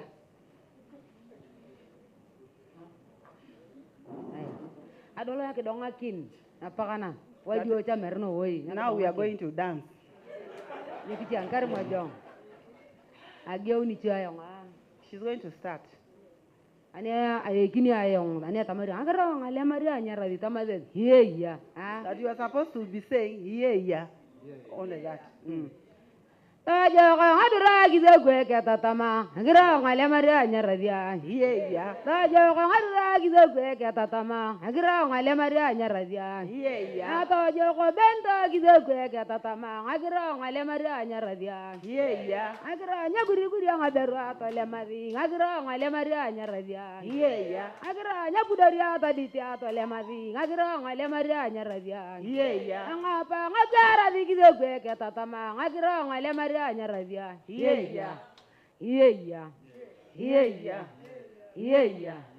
Ye. Tojo kolo gelia gizogwe ketatama. Agira ngale Maria nyarabia. Ye. Tojo kolo gelia gizogwe ketatama. Agira ngale Maria nyarabia. Ye. Apa lo Maria gizogwe ketatama. Agira ngale Maria nyarabia. Ye. Agira nyapudaria paditia tole mavi. Agira ngale Maria nyarabia. Ye. Agira nyagiwo kalo tela tole mavi. Agira ngale Maria nyarabia. Ye. Tojo kolo ngadura gizogwe ketatama. Agira ngale Maria nyarabia. Ye. Ye. Ye. Ye. Ye. Oh yeah.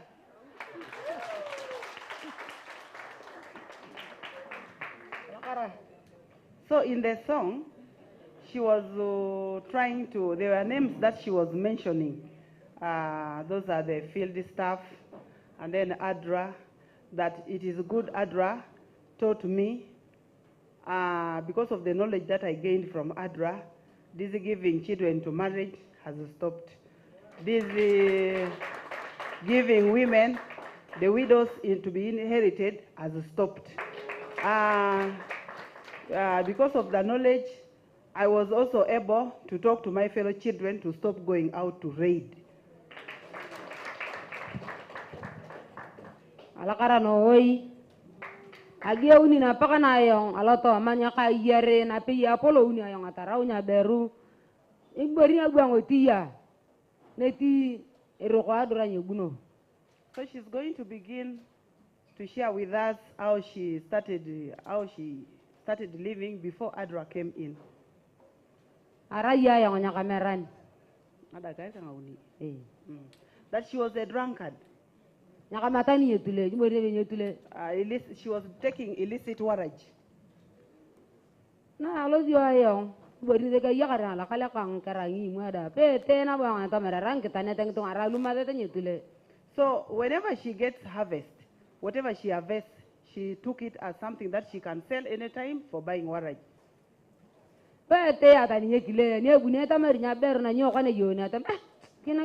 Even when her husband comes and he tries to tell her, why do you do this? She just tells that one, you go away. When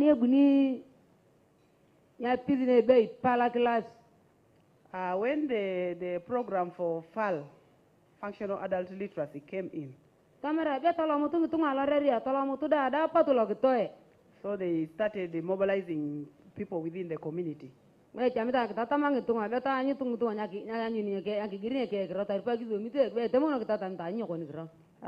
FAL program was aimed at providing literacy skills so that they can do basic writing and reading in the local language.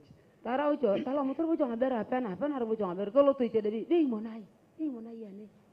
they also, women responded positively.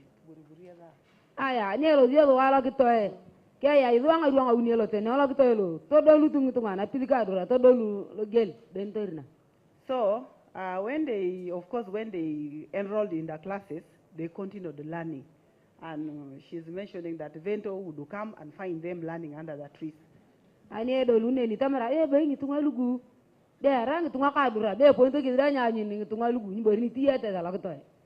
Sometimes during monitoring, they would also come with the visitors that would come and monitor them during their learning hours.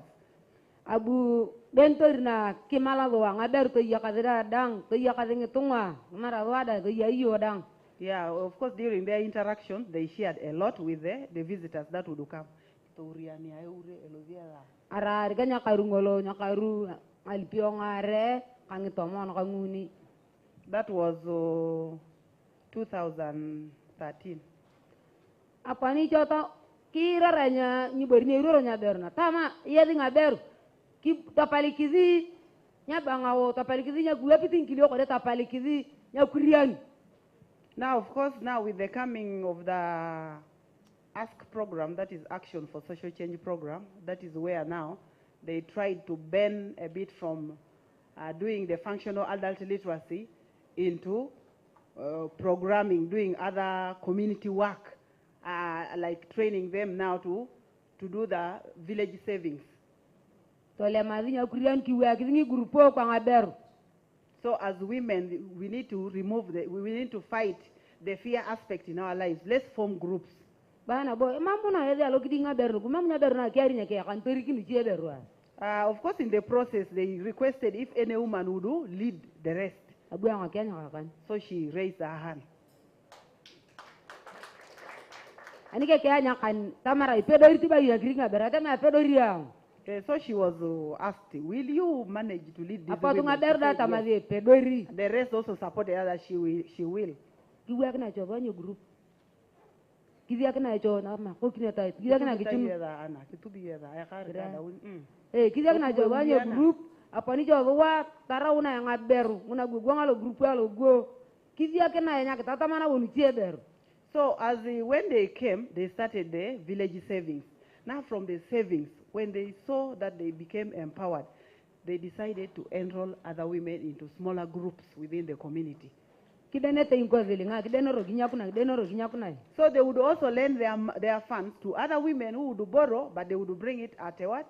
At an interest rate.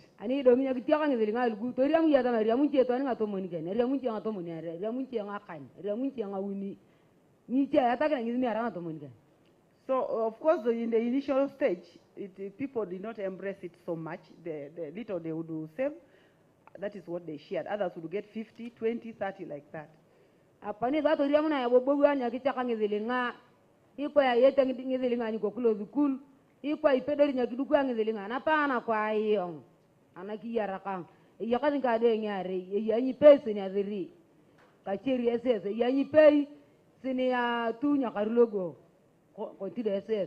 from the savings that they started, in the following years, they came to realize the benefit of doing this. She saved, and from what she saved, now she has a child who is in senior 3, and then there is another one who is in senior 2.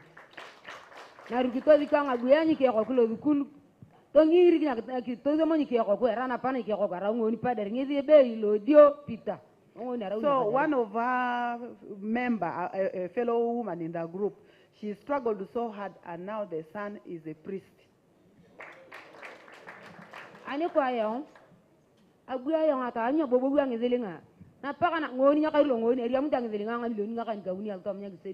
Last year she got 8 million from savings.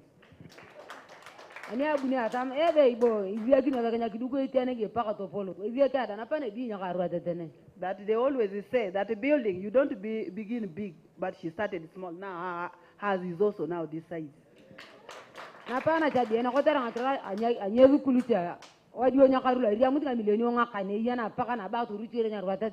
So because of school, she was able to get about 5 million this year, but after this, she's going to continue up with her construction.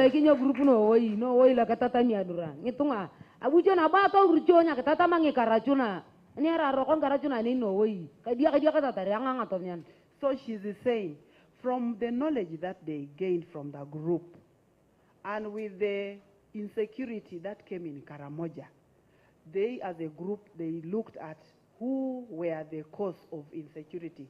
Then they targeted the youth themselves who would go out.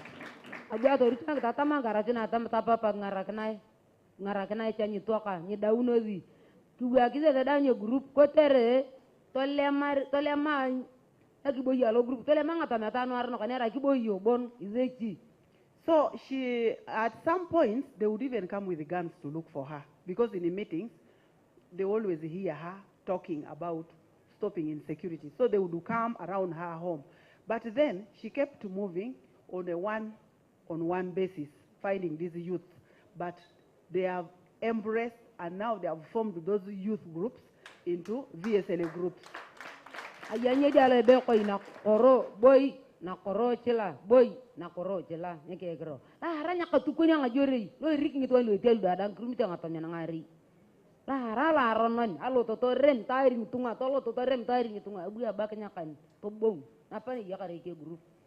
that there is one boy called Nakorochila. This one was the head of the raiders, and he had 2 guns. So whenever they get out, it is a must that they either kill or they remove the cows from wherever they have gone. But she kept going every day talking to this boy. Now he has handed all the 2 guns, and he has come back and formed the groups. abuchana bongi dai zia kana bongi dai tata mo lichia kara tina tamar iko ya jogo nya berna parna dogna heri nya berna iko ya jogo patu kar lo group alo to napana ya kara group an kara tina nguni diete kan kadu nga beru kan ka pe yeni ara lo rekang. So from this boy now, when he realized and saw the benefits, this boy gave a testimony to the fellow colleagues that, you know what, I almost killed this woman for nothing. You come and see the benefits of what this woman was telling me. Now that boy has talked to the fellow youths, and he has now formed 3 groups. And for her, she has 6 groups that she has also formed within her locality. Ni bari ni ngali kini ngata mari ko ya jogo nya gugup go aka joy ki adura bala ngadura na pakana aka ya yongo ngaren ro ka yeri kona ya ununu ya ngata meta no ajwa ne lo mune ta loto madura ya wa ne rai ma ran grang zilinga ayini kini ko wangu na tari ike daka kide tienda ne aruchori wa ngareni dik. So she sends her greetings to ADRA so much that she didn't know about all this, and she came to learn and realize that all the power for living is the knowledge that you have that we require. She is so grateful, and she still requests ADRA to continue supporting them because knowledge is learning every day. We don't stop it. She's so grateful. So that is what she had to say. Thank you.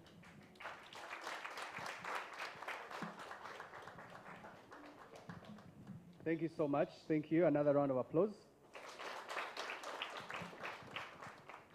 You'll agree with me, these were stories worth listening to and testimonies worth hearing from. And then our last one, before we go to the next item on the agenda, this is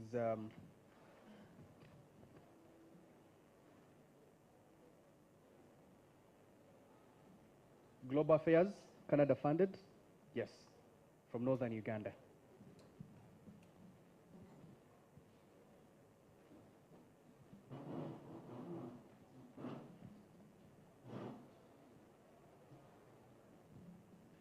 Check, check, check, check, check, check, check, check, check. Check, check.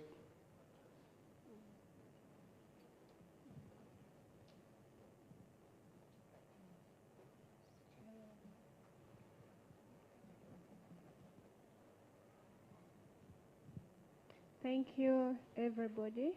The country director, the board chair, members here in their different capacities, ladies and gentlemen. My name is Jane Haromuraj. I come from Kalon Town Council in Nagago District. So I'm here to give my testimony as per the learning that I got from ADRA.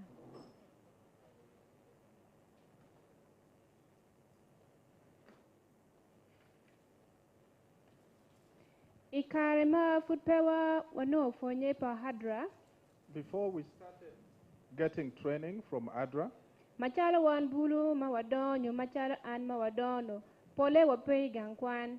we were not at school.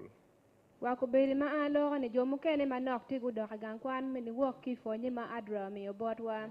And even now, as I talk, there are many youth who enroll to school as a result of the training given by ADRA. I am one of them that I was not at school, but after getting the training from ADRA, last year I decided to go back to school.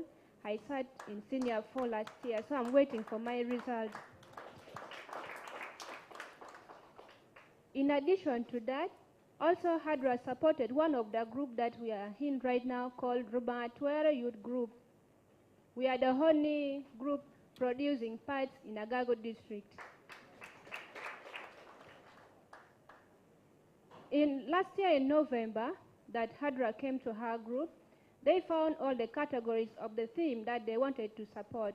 In that group, we have child mothers, school dropouts, young children, and our parents also, the few parents with us. In that group that they have chosen, we were doing what is called VSLH in that group. So after ADRA giving us the lesson on how to make sanitary reusable pads, here are the sample I have with me.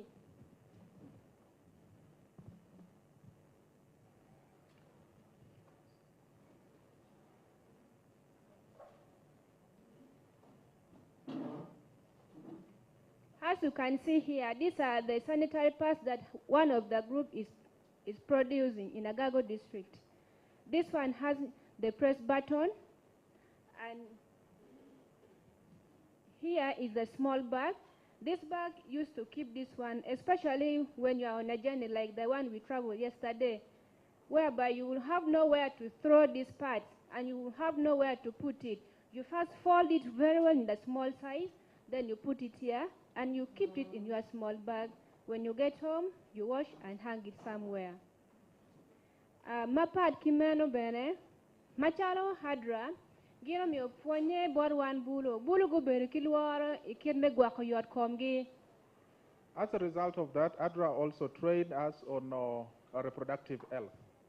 PNN oberu yu achiel mi konyo lutina nyira magin gi aki gangkwan. Because it is one way of helping children or young girls from school. Enini kala tin nyaka mapeki chene mi wilu ne peromu kwan PN ka period karane ngoen ko ata romu aki gangkwan PN luo ni lutina wubunyero en. Because any girl without any money can make this to make her continue attending lessons. PN waberu kichar mingej ni kala tina nyaka matika neno karane no nyaka makwone peleng. Eto la chen ma ADRA ko fonywa wanyang mabeni gin matime kom lutina nyera tia loga mekwo. After training from ADRA, we realized that many things happen to girls, especially when they are in their menstruation cycle, and some of them miss learning also. But after the training, they started making this. Waberu bene kilwar machalo wan bulu mechere ariat kangero ken mayot kong wati kede. Ento kiponye ma ADRA min wa kubecha ne bulu ti agoya mechere ariat moki ken kangero yot kome. Before we had fear of going to the hospital to test to know our health status. But after the training, many youth are flocking to the health center to know their status. Medical meno bene ginma kilwani SGBV no ti matek tutwal ikabiru maka megwa. There was also a lot of sexual gender-based violence in our area. Ma ikombiri ma waloni ifonye ma wafonyo dano maduwa ne dagun yang chikobiri level mi kuro don oda horoping. As we talk now, with the different trainings and interaction we have had with the community, at least there is reduction in the number of cases of the sexual gender-based violence. Ki eno bene lunyori wa maduong no gibir kadien otien matino ko nyom chwan. Then also in our community, we have parents who are forcing children to get married at a early age. Ento la chen magun yang fonye pa ADRA ko bere chan lutino gi wendong kongu dok hai gang kwan kama nyome no tiki mo apia rio wie mi chera nyim. Now as we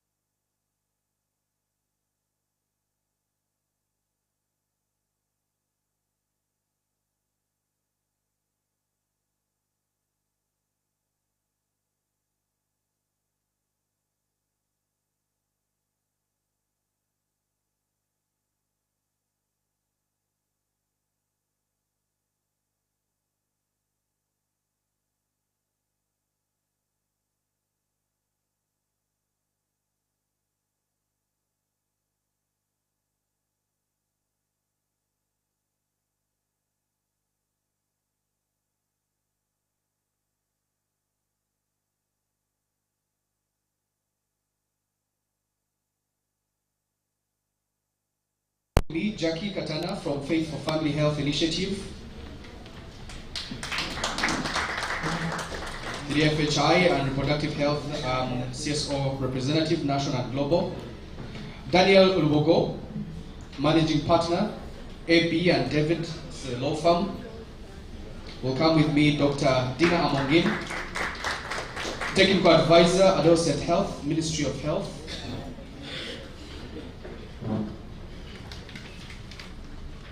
Dr. Mini Namboira, Lecturer at DJ University.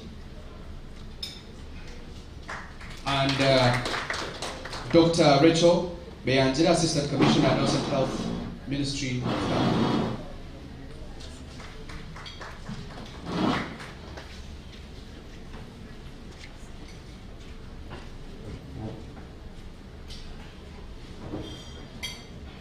Okay, we'll have Dr.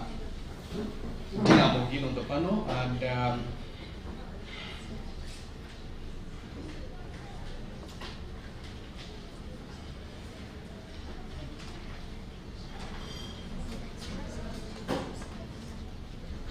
and lastly, Faith Babazi from Trademark Africa.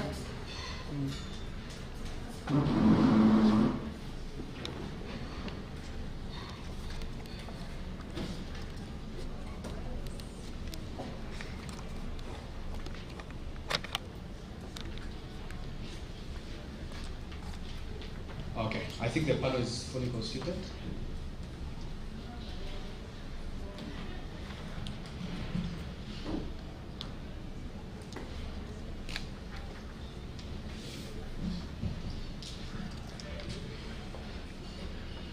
So the discussion will be touching on different areas, from SGBV and girl child rights, climate change, and of course, faith, pathway, and partnerships. I'll begin with you, Jackie.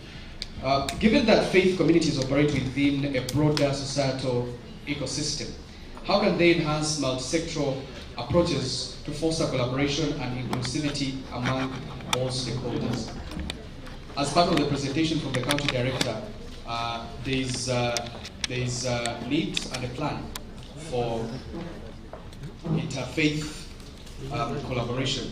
So over to you, Jackie. Thank you so much, Canary. Once again, I'm Jackie Katana. The rest of the things about me have been said. I want to re-emphasize that we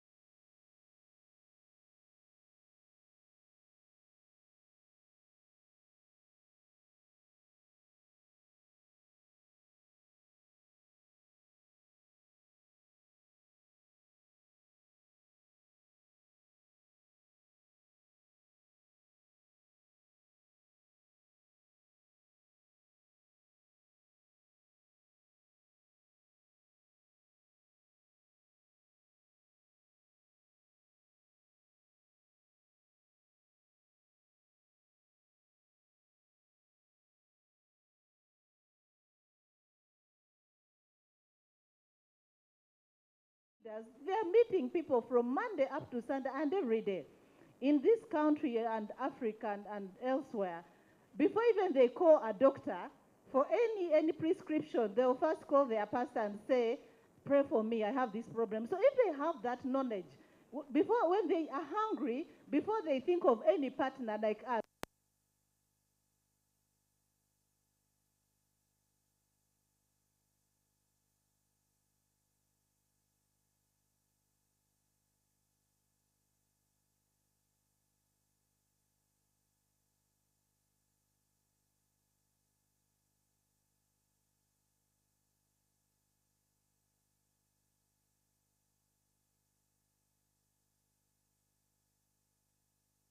of the health facilities in Uganda are owned by faith-based institutions.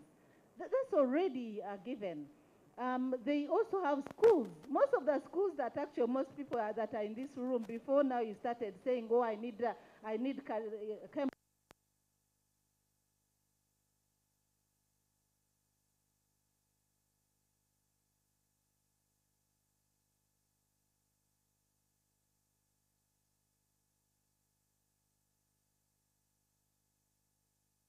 knowledge.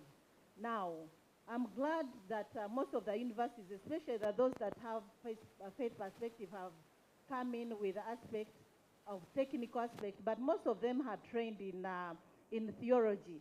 So me and you, why we come in, is to bring in the aspect of adding additional knowledge. Most of these are even graduates. They know even more than us. But just saying, as you carry on your sermon this Sunday, can you also talk about modern farming methods? And these are the key things. As you pass on the message to the youth, can you talk to them about how they can prevent HIV and teenage pregnancy? So additional information and faith for family health, that's our key mandate. We call it champion building. We stopped calling it capacity building because they know more and they are even more capacitated than us. But we want champions of health, we want champions of agriculture, we want champions of climate, so that when we go to communities, we have leaders. Now, why is it important for mass engagement? Many people ask, why is it that when you convene a meeting, you have everyone in the room? It's not me. Jack is just a simple survivor who has worked everywhere in embassies and others. I'm not ordained. The magic is I get the president in the room. When I have the president in the room, definitely I'll get the MP in the room, I'll get the ministers in the room, I'll get culture leaders in the room, I'll get technocrats in the room, because I've gotten the leaders of people. So when you work with religious leaders, the rest is a given. I'll give you one example that was USAID funded. And it was very complicated. One, it was family planning. And family plannings are very complex in the faith institutions, but we have what we call aligned positions. And USAID told us the FHI is going to need us to make sure that the government allocates money to family planning. It was a big thing. And in the first place, family planning, nobody has died because you have a big family. There are emergencies like the ones we heard about in this morning. So all we needed is a religious leader. So we got our religious leaders in 11 districts, trained them, and when they went to meet the council could not say no. We are able to raise over 200,000 in 11 districts for family planning. So it was not even Jackie. You will not see me. I'll get the pastors on the table, and when they say I need an appointment with the council. But also, we realize that for us to work, we need media, and that's why we have champions like Canary in Uganda, who talk about all these issues as if they are, because they've worked with all of us, cultural leaders, politicians. Now in this approach, we realize that these political leaders are equally influential. So we came up with what we call the political caucus, both at parliament and the executives. So you get everyone on board, but me, I cannot get them. They even say, you're Jackie Katana, so who are you? If you go to some of the stubborn districts, they'll even ask you, you're whose daughter? Even my dad, who died many years ago, they don't know. So the only thing I can hinge on is to say I work with president, I work with Mufti and Archbishop. They say, oh, okay, you come, then we can talk. So that's how, when you work with the faith leaders, with religious leaders, with faith-based organizations, you open doors. That way, you're able to talk to everyone, even in the community. Some people are stubborn. Some communities, you go there, they will chase you. But when a religious leader goes into that community with any program, they'll open doors for you. Thank you. Thank you, Jackie, for that perspective. Thank you. Yeah, you can pass on the mic to Millie. This question goes to you, Daniel, and Dr. Millie Namboya. Climate change poses a significant global challenge, with its impact being even more pronounced in humanitarian and emergency contexts. What measures can be taken to mitigate the effects of climate change in such setups and generally in all Ugandan communities? Maybe Daniel will go first, and then Dr. Namboya here will go next. Hello. Thank you, Canary. Just for the record, my name is Daniel Lubogo. I lead a law firm called AB and David. AB and David is a Pan-African law firm present here in Uganda and across Africa. We are headquartered in Ghana. We have offices in Zambia, Zimbabwe, in Kenya, in Tanzania, in Malawi, as well as a couple of best friend firms that allow us to provide support to over 27 jurisdictions in Africa. So someone would be wondering, how are lawyers involved in this? So as AB and David, we see ourselves as not only lawyers who are supporting clients succeed in business, but we're also within the space where we see ourselves as utilizing skills to support humanitarian interventions. So we are in spaces where we're involved in project initiations, project structuring, transaction advisory, but as well as entering partnerships with quite a number of players who bring on board quite a number of skills and knowledge that we can use to transform society. So that's where we are. On the other side, I also, by the grace of God, I serve with the chair board here, the Archbishop, as the vice chair of UPMB in my other voluntary spaces. So I'm glad to be here, and thank you, Canary, for the question. Given the time, I just highlighted down quite a number of small things that we can give us insights on the impact of climate change in Uganda. I'm sure you've seen what is happening in Bududa.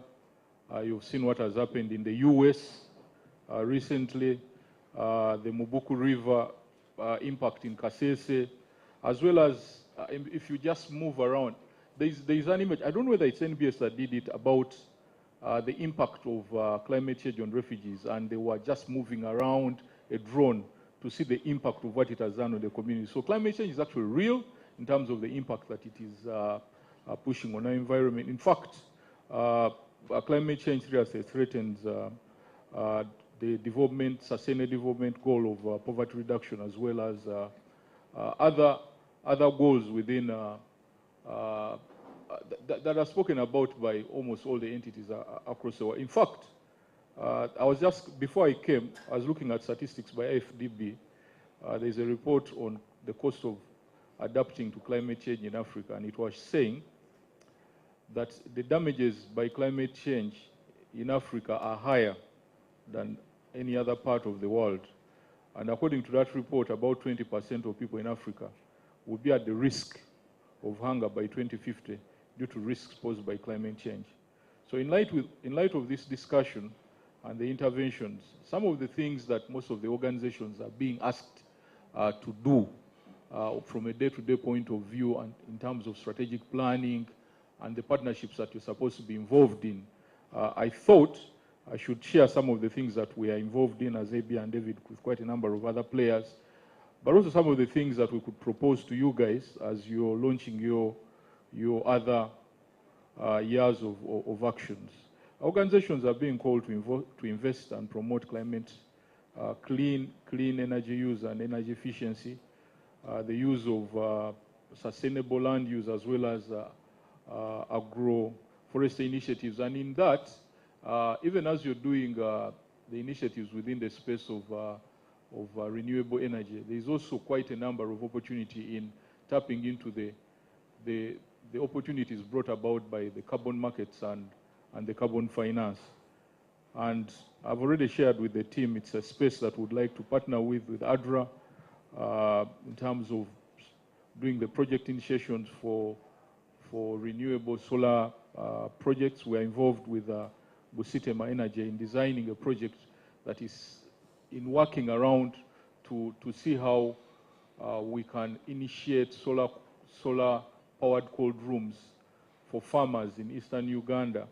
Because we discovered that if you look at the shelf life of the farmers, when you look at the harvests that they get and the losses that they make at the end of the day, most of the losses come from the fact that the storage facilities are poor. So if you introduce good storage facilities using renewable energy like solar, you prolong quite a lot of the shelf life of their products, but also you are able to tap into the ability of these farmers and the rural people in turning around their lives.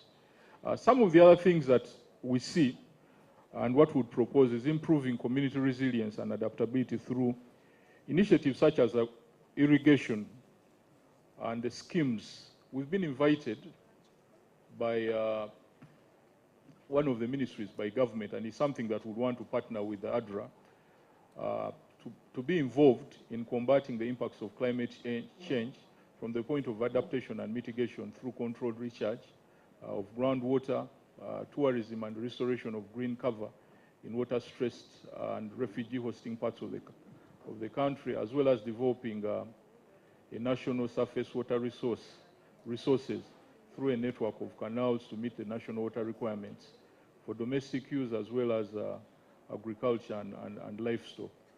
So those are some of the things that I think can be involved. Of course, supporting initiatives such as sustainable transport, innovations for e-mobility technologies. It may not be at the high level, but supporting innovators who are looking at innovations for e-mobility to move the world away from fossil fuels is also something that organizations are looking at as well. Thank you. Thank you so much. Thank you very much, Daniel. Doctor, on measures to mitigate the impact of climate change or effects of climate change, briefly. Am I heard with this or?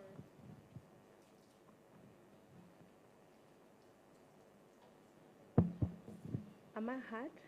Thank you, Colonel. Thank you, my colleague, with that introduction about climate change. I salute everyone here, protocol observed, because everyone has introduced themselves, the commissioners and everyone, please. Due to time, let me observe protocol.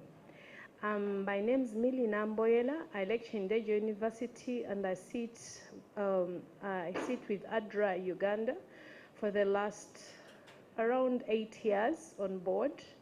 I thank you for giving me the opportunity to serve unto that capacity. And right now I'm sitting on a board of finance and fundraising. I request whoever is here to always support ADRA. You have seen that ADRA is really impacting lives from the stories that you have heard. I believe you have heard and you're convinced that ADRA really is doing something. So whenever we knock on your door, please open those doors widely and support ADRA's activities. We also thank the funders who are here. Thank you for the support for every initiative that you put towards ADRA's work. We thank even the government, everyone who is here, even the field workers. We thank you. Sorry to do that, but you cannot proceed minus the people pathway, which they explained. Now, we want to explain what is climate. For those of us who, when we are growing up, our fathers and mothers and grandfathers used to tell time by climate. Actually, we are here because of climate, because it is known, and that is climate. Climate it tells you the time, it tells you how hot, how cold, how it is, whether it is indoor or it is outdoor. So in summary, climate is what you see. And I believe that everyone here is attached to climate. How? The electricity is climate. The water you're seeing is climate. The chairs you're seeing is climate. That's why we need to talk about climate. Now, they've told me to talk about the strategies, but I would love to talk about the nature causes, and then I'll summarize very shortly. The nature of climate, the intensity. Sometimes the climate is too intense. It is hot, like you have seen. It causes even drought, it causes famine, it causes floods, it causes mudslide. Actually, everyone is attached to climate. You either like it or not, but it is a must that you have to talk about the day-to-day or the long term of climate. Now, what are the strategies? Because they've given me a few minutes to do this. What are the strategies? The strategies should be done every day. Why? When you don't do those every day, you won't receive that water. When you don't do those everyday activities, like for example, why would you build on a drainage channel in a Kampala city when you know that drainage channels cause floods to the nearby communities? So the number one strategy we should do is continuous sensitization. Whenever you have a platform, like now, whenever you have a platform, please communicate that climate is real, it affects me and you. It is big, meaning we must work together. My colleague has talked about many things, but I want to summarize, and I want to say that the deliberate action that ADRA has taken to ensure that climate actions, climate activities must be within its Vision 2030, those actions must be within our individuals. Why? It must be individual, it must be community, it must be a national agenda. Why? Everyone is concerned. You won't get food, you won't get peace until you have advocated for climate activities. I submit, sir. Thank you very much, Dr. Namboyera. And quickly, I see we have 5 minutes to end this conversation, but quickly to Dr. Rachel. Dr. Dina Amongin. With Uganda experiencing a persistently high teenage pregnancy rate of 24% over the past decade, exacerbated by sexual and gender-based violence, SGBV, what innovative and impactful approaches can stakeholders adopt to address these dual challenges effectively? Thank you so much. So I'm Dina Mongin from Ministry of Health, Adolescent Health Division. Now, other than my colleagues who are not from Uganda or Sub-Saharan African region, all of us have been directly impacted in one way or the other by teenage pregnancies, most especially those in the underage girls. And we have to recognize that if we are to deal with this challenge, it starts from where the girls are found. And we do not start when they are already teenagers. So our households, the homes, that is where intervention has to be done. Household poverty is actually the leading driver of these high teenage pregnancies. When households are poor and we don't deal with that level, there's food insecurity, there is little protection of the girl child, and even the girl, the boy child as well. If we do not protect them, then you cannot talk about actually delaying sexual debut. You cannot talk about exploitation of these girls sexually. Now, any intervention must first get into the household, into the communities where the girls are being nurtured from, including the boys. Because we have seen the shifts whereby it is not so much intergenerational sex. In a country whereby, by the age of 15 years, by the time they turn 15, over 10% have already had sexual intercourse. And it is much higher among the boy child. Household poverty is driving a lot. And that goes hand in hand with the quality of education. You cannot talk about them being in school when the quality is not actually good, if they are always being sent away and hardly being able to stay in school. Our NDP 4, we are focusing on human capital development. But what is that development when the children are having more children? So if we are to deal with this, and I like the testimonies coming from Karamoja and also from my sister, she has stepped out, Apoyo. She's gone back to school. But any intervention must deal with these issues which actually predispose the children to sexual exploitation. That, for me, is really where we need to put our money. And I'm happy with ADRA that actually they are getting down to the livelihoods of the households. That is where greatest impact must first be made. And then ensure that these children stay in school. Over 40% of Uganda's youth, our president was looking for them. Over 40% are neither in school, no training, no gainful employment. Where are they? And so as you deal with the household issues, the poverty, we need to take note of that category. That is not in your schools, not in formal employment, not in any training. They are with us. And that is how you're going to deal with teenage pregnancy as a top. Allow me to stop there. Thank you. Let me go to Faith Mbabazi. How can private sector actors like Trademark Africa collaborate effectively with CSOs, civil society organizations, but also what unique value can these partnerships add to community impact efforts? Thank you all, and thank you, ADRA, for inviting Trademark to be part of this important discussion. Just a brief about Trademark Africa. It's an aid for trade organization. The headquarters are in Nairobi. It's in 14 countries. So what Trademark does mainly is trade facilitation. So in this case, addressing poverty through trade.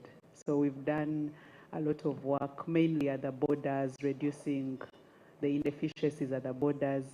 But today I'll speak to a pillar that is in trade and which we are calling inclusive trade, trying to get the traditional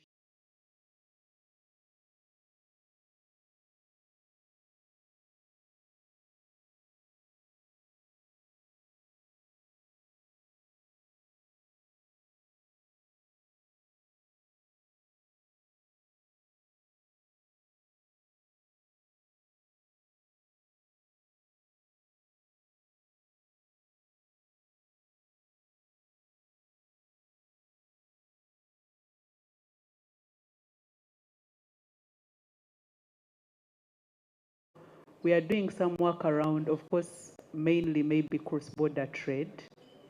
Trading is happening, but it's happening informally. So our work is to formalize that trade. Our work is to address the challenges that are affecting trade, all the challenges that have been spoken here, the domestic violence challenges, the gender-specific challenges, all these affect trade. And yet we know we have potential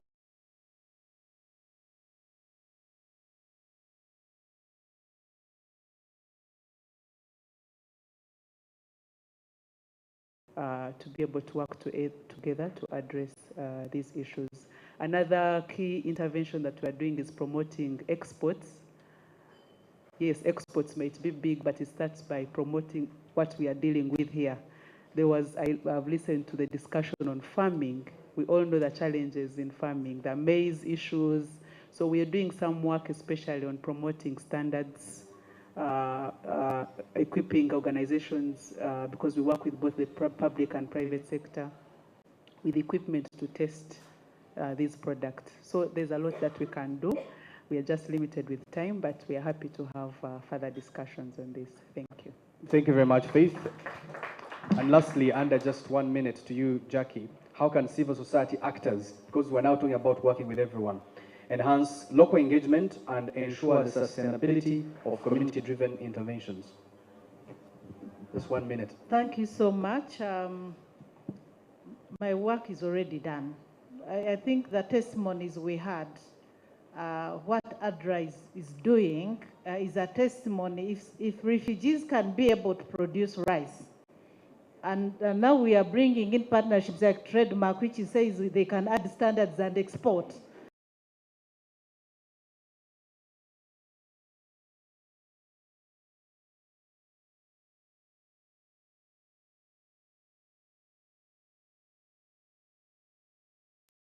To those standards so that now they can sell and get the income. So it's through partnerships, empowering communities, using appropriate technology to be able to lift the standards of the well-being and the well-being of communities through partnerships and collaboration. The only aspect that I observed, which I needed to share here, since we have our development partners here, the organization has different levels, and I'll draw from the global. I sit at the global healthy, the reproductive health donors, the global financing facility, and most of them, all of them that are here, they are talking about the organization agenda. And now, you start with the ADRA, who is now international, and you observed in Kitugum, you're building the capacity of civil society, local civil society, and from there we are going to communities. So the only aspect that I observed is we need to do organizational development so that apart from what you're supporting them, they can also do fundraising to add on those resources. Now, when the donors come to do the pre-award assessments, they find that these associations that you formed and actually that can register with the district and become ad hoc organization or community-based organizations. They don't know how to manage finances. They are fighting for power, the governance. When I see the board here for ADRA, I don't see anyone who can fight. It's because you're trained, you're empowered. But if those people are not trained, then even when they come up with an association like this, they'll start fighting for resources and they'll break up. So we need to take a notch higher to help them build their capacity at organizational level, help them to register and acquire resources from different forms. Thank you. Thank you very much. Thank you, Jackie. Thank you, Dr. Dina Amongin. Thank you, Daniel Lubogo. Thank you, Faith Mbabazi. And thank you, Dr. Millie Namboya. You can give them a round of applause. Thank you. You may now take your seats. At this point, allow me take this opportunity to invite the guest of honor, who is also the chairperson, board of directors, ADRA Uganda, Pastor Dr. Moses Maka, for closing remarks.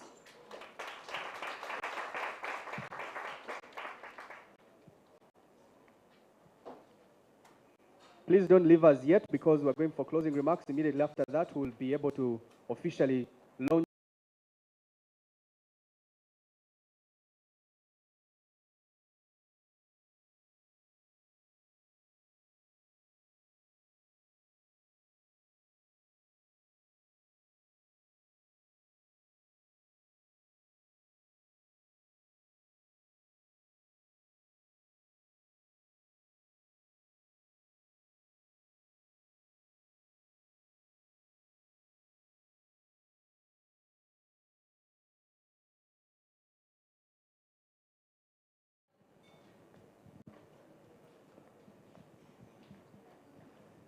government leaders here present, religious leaders, civil society leaders, our stakeholders, donors and partners, distinguished guests, ladies and gentlemen, good afternoon and a happy new year. I would like to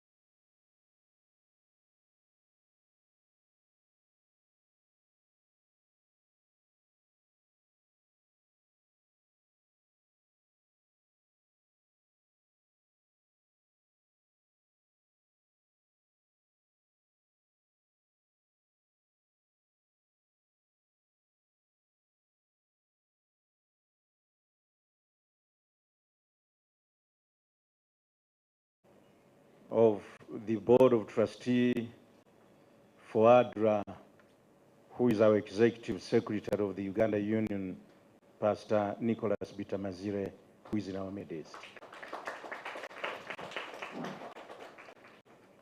I want to welcome the board members of ADRA Uganda, who are also present with us. And may I request all board members present for ADRA Uganda to please rise up for recognition.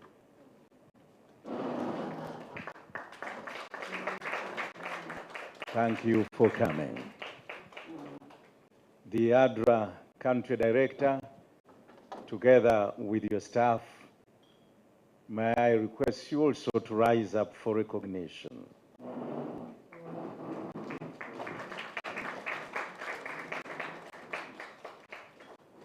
And this group, I want to appreciate for inviting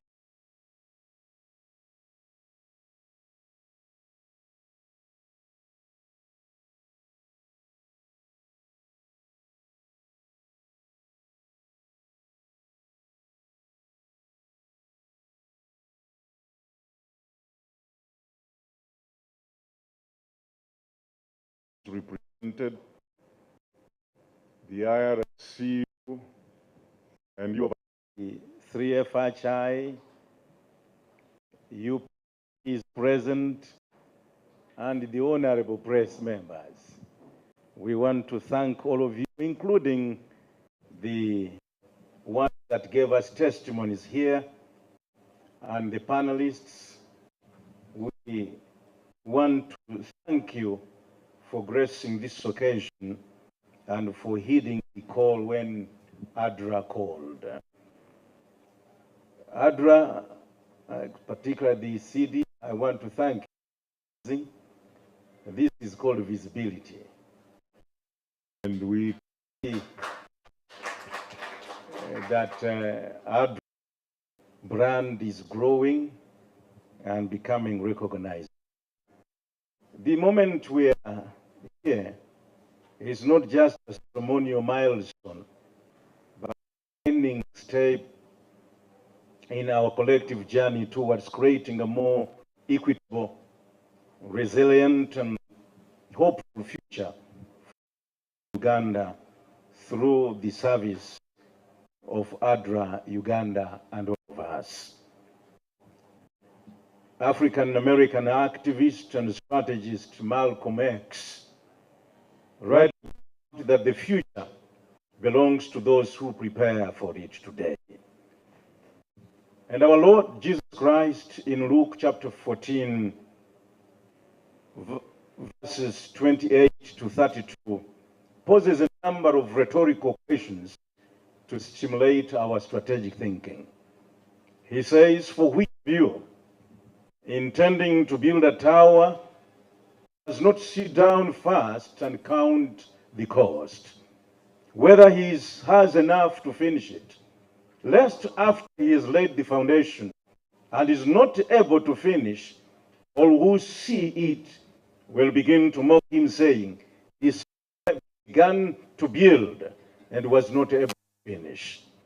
Goes on to ask, "Oh, what king going to make war against another king does not sit down first and consider whether he is able with 10,000 to meet him who comes against him with the 20,000? Or who else?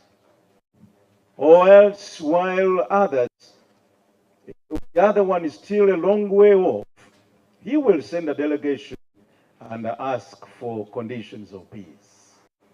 This our Lord poses in order to tell us that before we engage in anything substantial, we need to pause, we need to sit, we need to consider the cost, whether we are able to do it. ADRA, looking forward to the coming quinquennium 2025 to 2030, sees where they want to be and sit in order to count the cost, lest after they have gone, they lose it and then come to post-mortem when all is lost.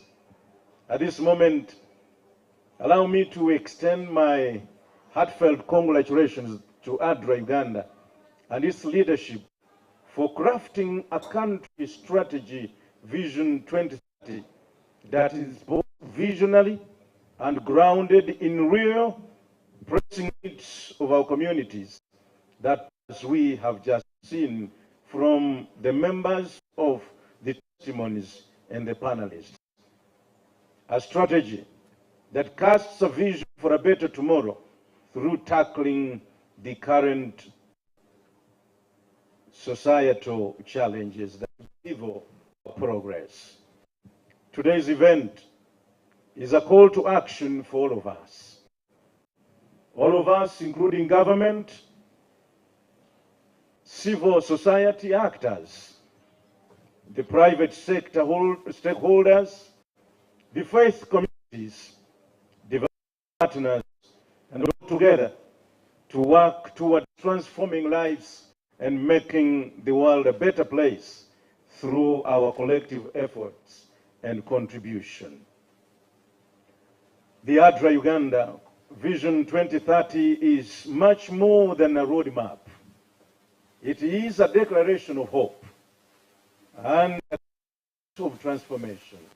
At its core, the ADRA Uganda's triple nexus approach, which integrates three aspects: the humanitarian aid, development, and peace building. And this involves a framework that acknowledges that our challenges, whether they be poverty, displacement, climate change,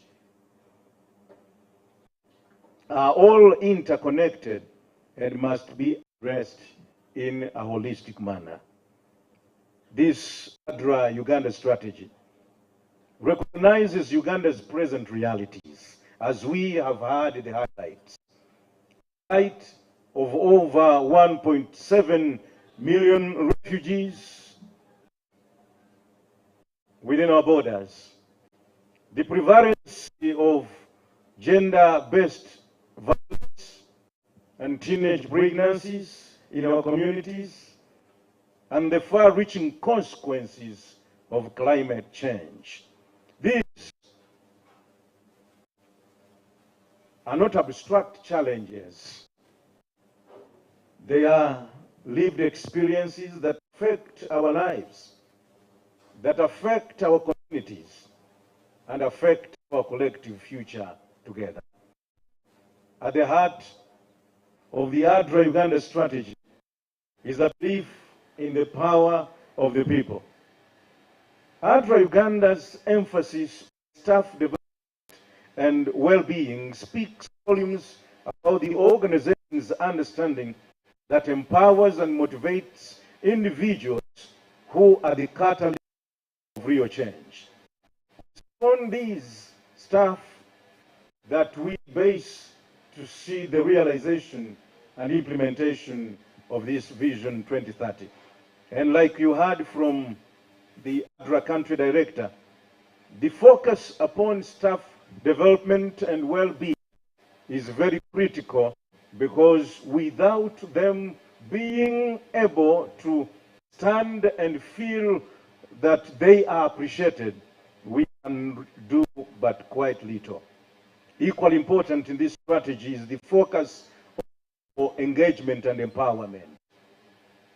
Communities must not be passive recipients of aid, but are active participants and co-creators of solutions.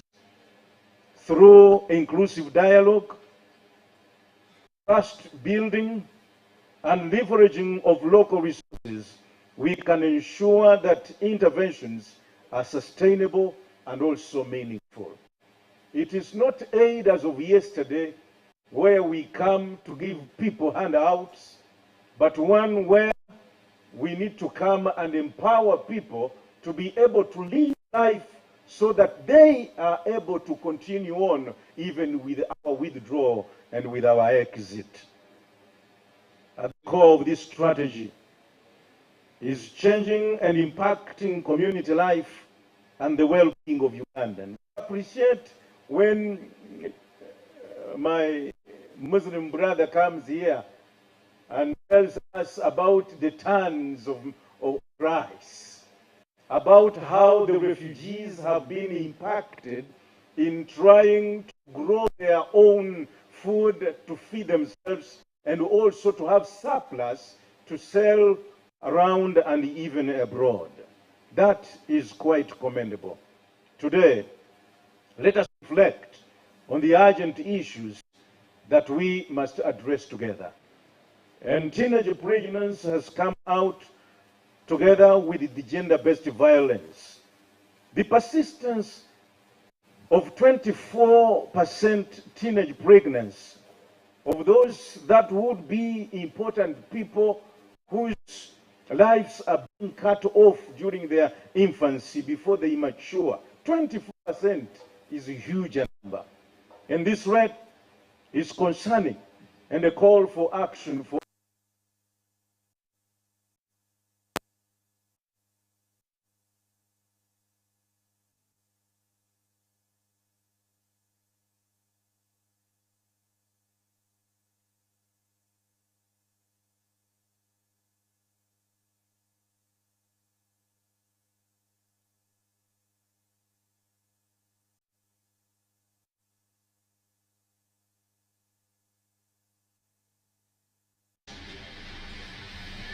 the National Survey on Violence in Uganda and reported that a whooping 95%, listen to that, a whooping 95% of Ugandan women have experienced physical or sexual violence in their lifetime. This is orchestrated mainly by us, the men. Although some percentage come from fellow women, but the culprits in this 95% in the lifetime of a woman is mainly by the man. And we need to stand up to fight those of us who think we have some sanity with us. To address these, we must integrate reproductive health education into our schools, in our community programs, and over the pulpits, and all our religious platforms. We need to use technology and mentorship to amplify awareness and empower girls to make informed choices and to be able to stand up. We need to address and bring on stakeholders who should rally their efforts and determined to create change and to make a difference. That's why I started by thanking all of you for coming to this occasion. Number two is about the climate change in the humanitarian context. Climate change is a daily reality, as we have heard from the panelists. It's a daily reality, exacerbating vulnerabilities in our communities and creating new challenges for those in emerging settings. We must invest, as we've heard, in climate-smart agriculture and renewable energy, local capacity building for disaster resilience, and scalable community-led mitigation strategies. We also need to strengthen partnerships, innovations, and change strategies in the situation where we are found. Therefore, collaboration and networking is at the heart of lasting change. And strengthening these partnerships and innovations remind us that no single entity can tackle these challenges alone, but we require collaboration among stakeholders, for we are all affected in it. Number one is about private sector collaboration. Private partnerships with private sector bring the much needed innovation, resources, and compatibility to community efforts. Companies, like law firms. We are happy to have had some lawyers in our midst. Banks, we are happy to have our major banks present. And many others have shown how corporate social responsibility can align with sustainable development goals. We need to learn from them because they are ahead of us in this idea of corporate social responsibility. Number two is the faith-based organizations. We are happy to see Sister Jackie present, the IRSU, the UPMB, and the pastors present. These faith-based organizations hold unique trust and influence, as you heard Jackie say, within the communities. And by collaborating with these groups, like the Interreligious Council and also the 3 FHI, the Joint Christian Council, and the respective religious organizations, we can build bridges across sectors, fostering inclusivity and multi-sectoral approaches to development. And we want to thank you that you graced this occasion with also the emphasis you put. We need to thank ADRA that they thought about that pathway. It is called Faith Way, the Faith Pathway. To know that these are very serious platform if we are to collaborate in order to take this agenda home. Number three is driving innovations. Innovations are at the forefront of our efforts because of the age in which we live. Whether through technology-driven humanitarian solutions or social ventures that empower local entrepreneurs, we must embrace ideas that are practical and scalable. I am particularly moved by ADRA Uganda's commitment to sustainability. Knowing that the envelope from the donors outside is dwindling day by day, I am encouraged that you can think about sustainability because we are able. By embedding social ventures into the framework of your strategy, you are demonstrating that humanitarian work can go beyond addressing immediate needs, creating long-term economic opportunities. And that is called strategic thinking at its best. This approach is not just about generating funds, but it's about fostering self-resilience, self-reliance, and the dignity within communities, that we are not beggars. It sends a powerful message. We are not just solving today's problems, but we are building tomorrow's solutions. Ladies and gentlemen, let us remember that the success of this ADRA strategy vision 2030 and beyond depends upon all of us. It depends upon government to provide an environment where civil society can be able to strive. I want to appreciate the Office of the Prime Minister and the assurance of opening the door in order to collaborate, because this issue is square an issue of government. But because of limited ability and capacity in areas and challenges here and there, comes in to help out. And when we work together, we know that we are in collaboration for the good of humanity, as our motto says, to serve humanity so as all may live as God intended. Number two is the donors and partners, that we need to invest in sustainable community-driven solutions. We need to work together, government, the donors, and also the private sector, so that we can bring innovation and resources to amplify impact. And as I've already hinted upon, we need also the faith-based organizations and communities to continue to build trust and foster inclusivity, knowing that when we come into serving humanity as God intended, there as religious bodies, as Seventh Adventists. We don't go there as Catholics.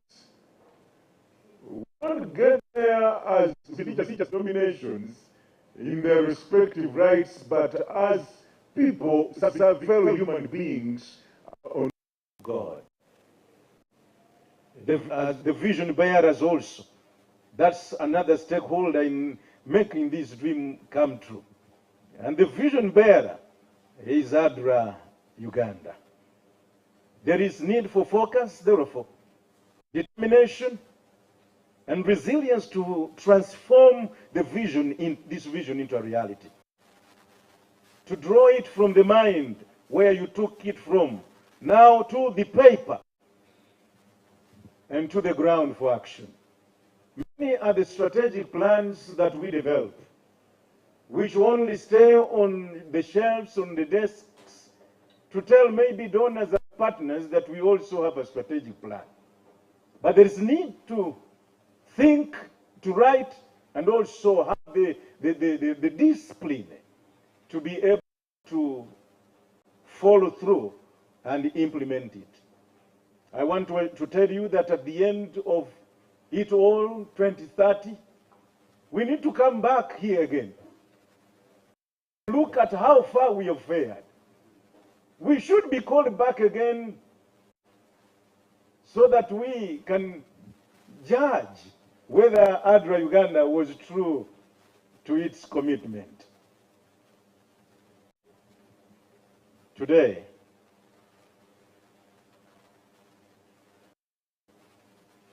we are not merely launching a strategy, but we are embracing a vision.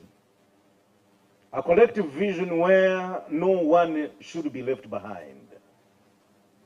A vision where every child can dream without barriers. A vision where every family can live with dignity and hope for tomorrow. A vision where we can make a difference in the communities that are being challenged. A vision where we can make a difference in the life even of a single girl whose future is being threatened. A vision that can create a better community for us and even for Uganda and humanity as a whole. As I conclude, let me reaffirm my personal, professional, and corporate support for ADRA Uganda's effort in the realization of the Vision 2030. This strategy is bold, but it is achievable if we work together. I want to appreciate the simplicity and the practical nature of that vision. I have looked at it, I've participated to its being, and I want to tell you that although it is daunting, it's very pertinent, it is very timely and realistic. Let us embark on this journey towards the realization of ADRA Uganda's Vision 2030 with justice to humanity, compassion in our hearts, and love for all people, purpose in our actions, and hope in our vision. May the work we begin today be able to bear fruit for generations to come. May the work that we are here to launch be able to make a difference in the life of an individual to come and decide that I am what I am because of ADRA and the Vision 2030. Thank you, and may God bless you all. We work towards the noble cause for the good of humanity in making the ADRA Vision 20 a reality for the communities that are vulnerable. Thank you, and to God be the glory. Big round of applause. I'll invite you, Pastor, to go ahead and sign the strategic plan to officially launch its Vision 2030 together with the country director.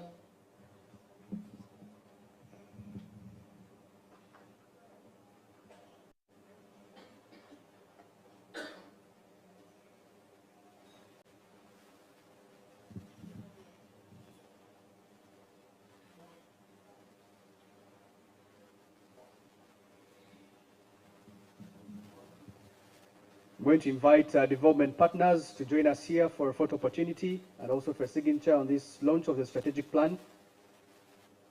Development partners, UN agencies represented in the room, government agencies and departments,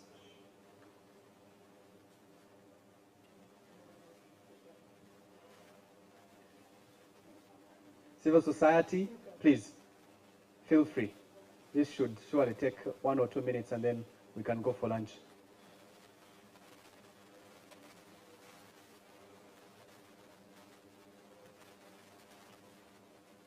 Private entities, civil society,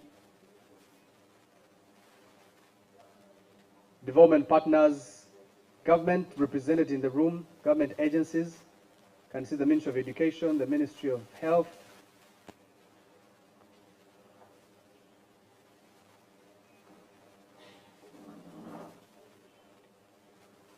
and Doctor, before you take your seat, I'll request that we take a picture here, a group photo.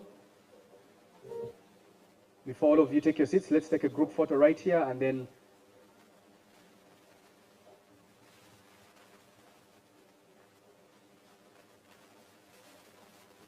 I think let's just carry that here at the back.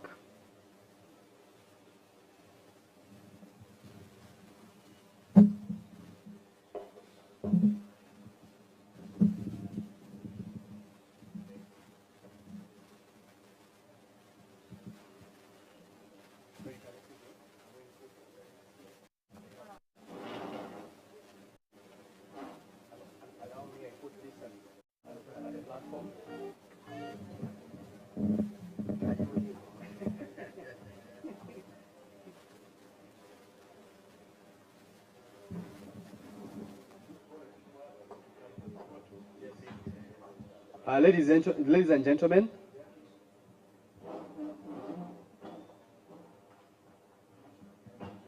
Standard Chartered, ABSA, join us. Some of you can stand.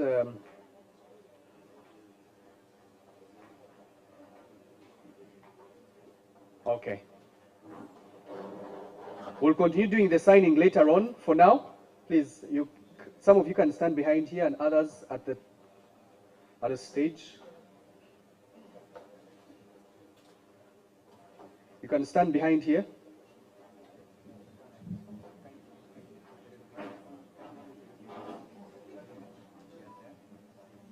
You can also stand here. Ebi and David, Trademark Africa, Ministry of Health, all represented here.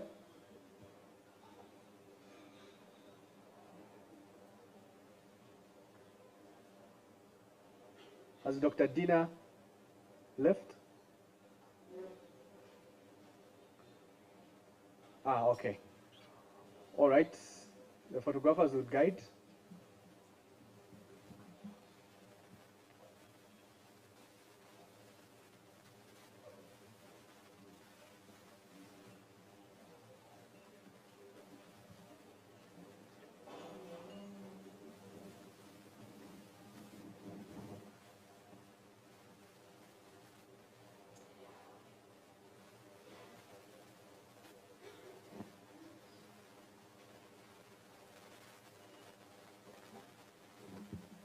Thank you very much. The strategic, and then everyone would like to join this picture. The young people represented in the room. Everyone, please join us here.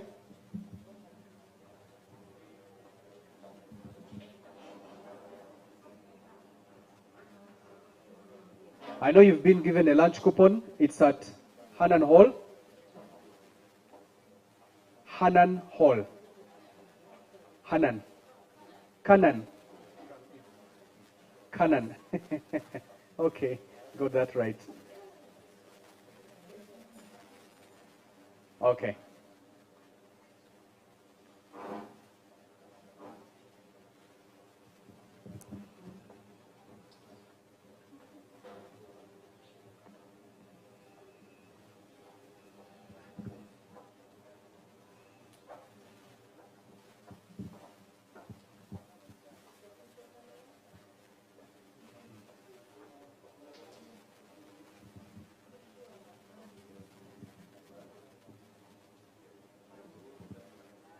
Okay.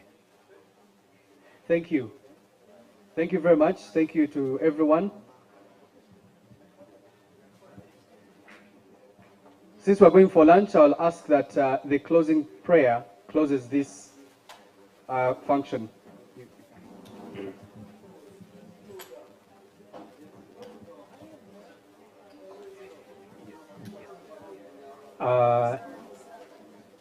Okay, while we are signing this, we want to be able to, as ADRA,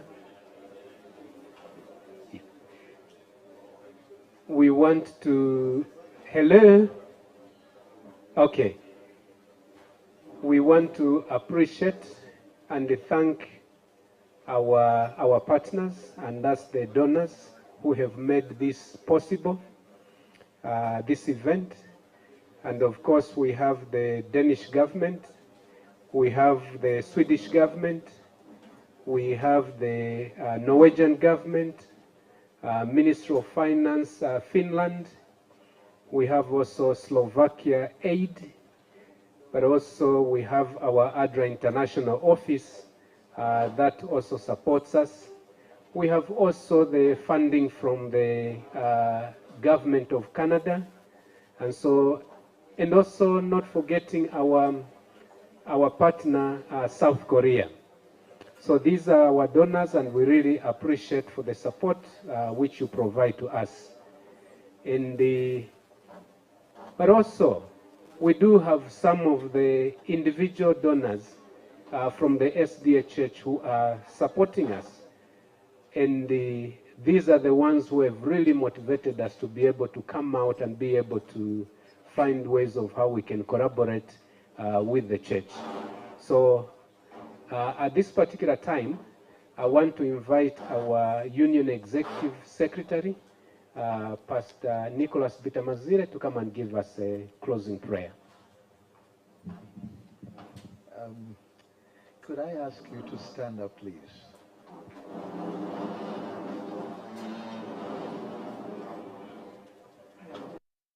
We shall pray. Our God and Father, the Father of all, the source of all our well-being, the benefactor and the fountain of our blessings.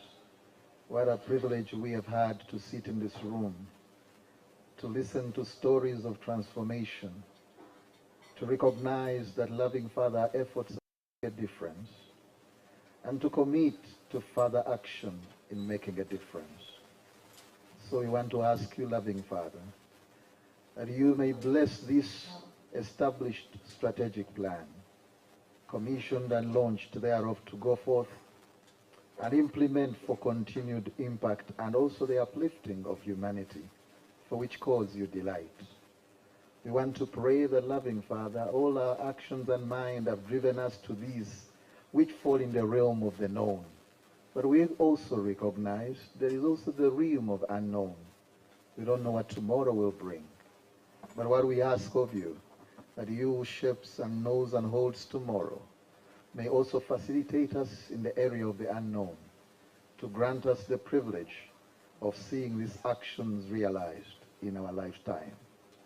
Thank you for our partners. Thank you for the support we have received, government and private. Now, Lord, we have come to the end. We want to leave this place with the assurance that all shall be well, because you are part of this journey. These things we ask and also thank you. In Jesus' name, amen.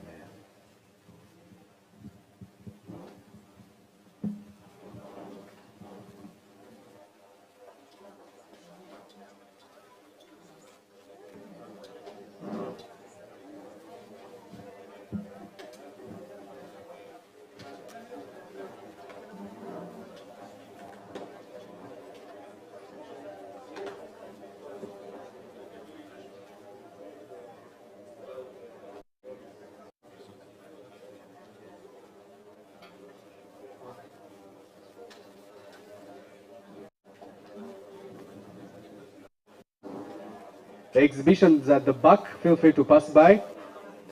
Exhibitions at the back, feel free to pass by. Lunch is at Canaan Hall. Good afternoon.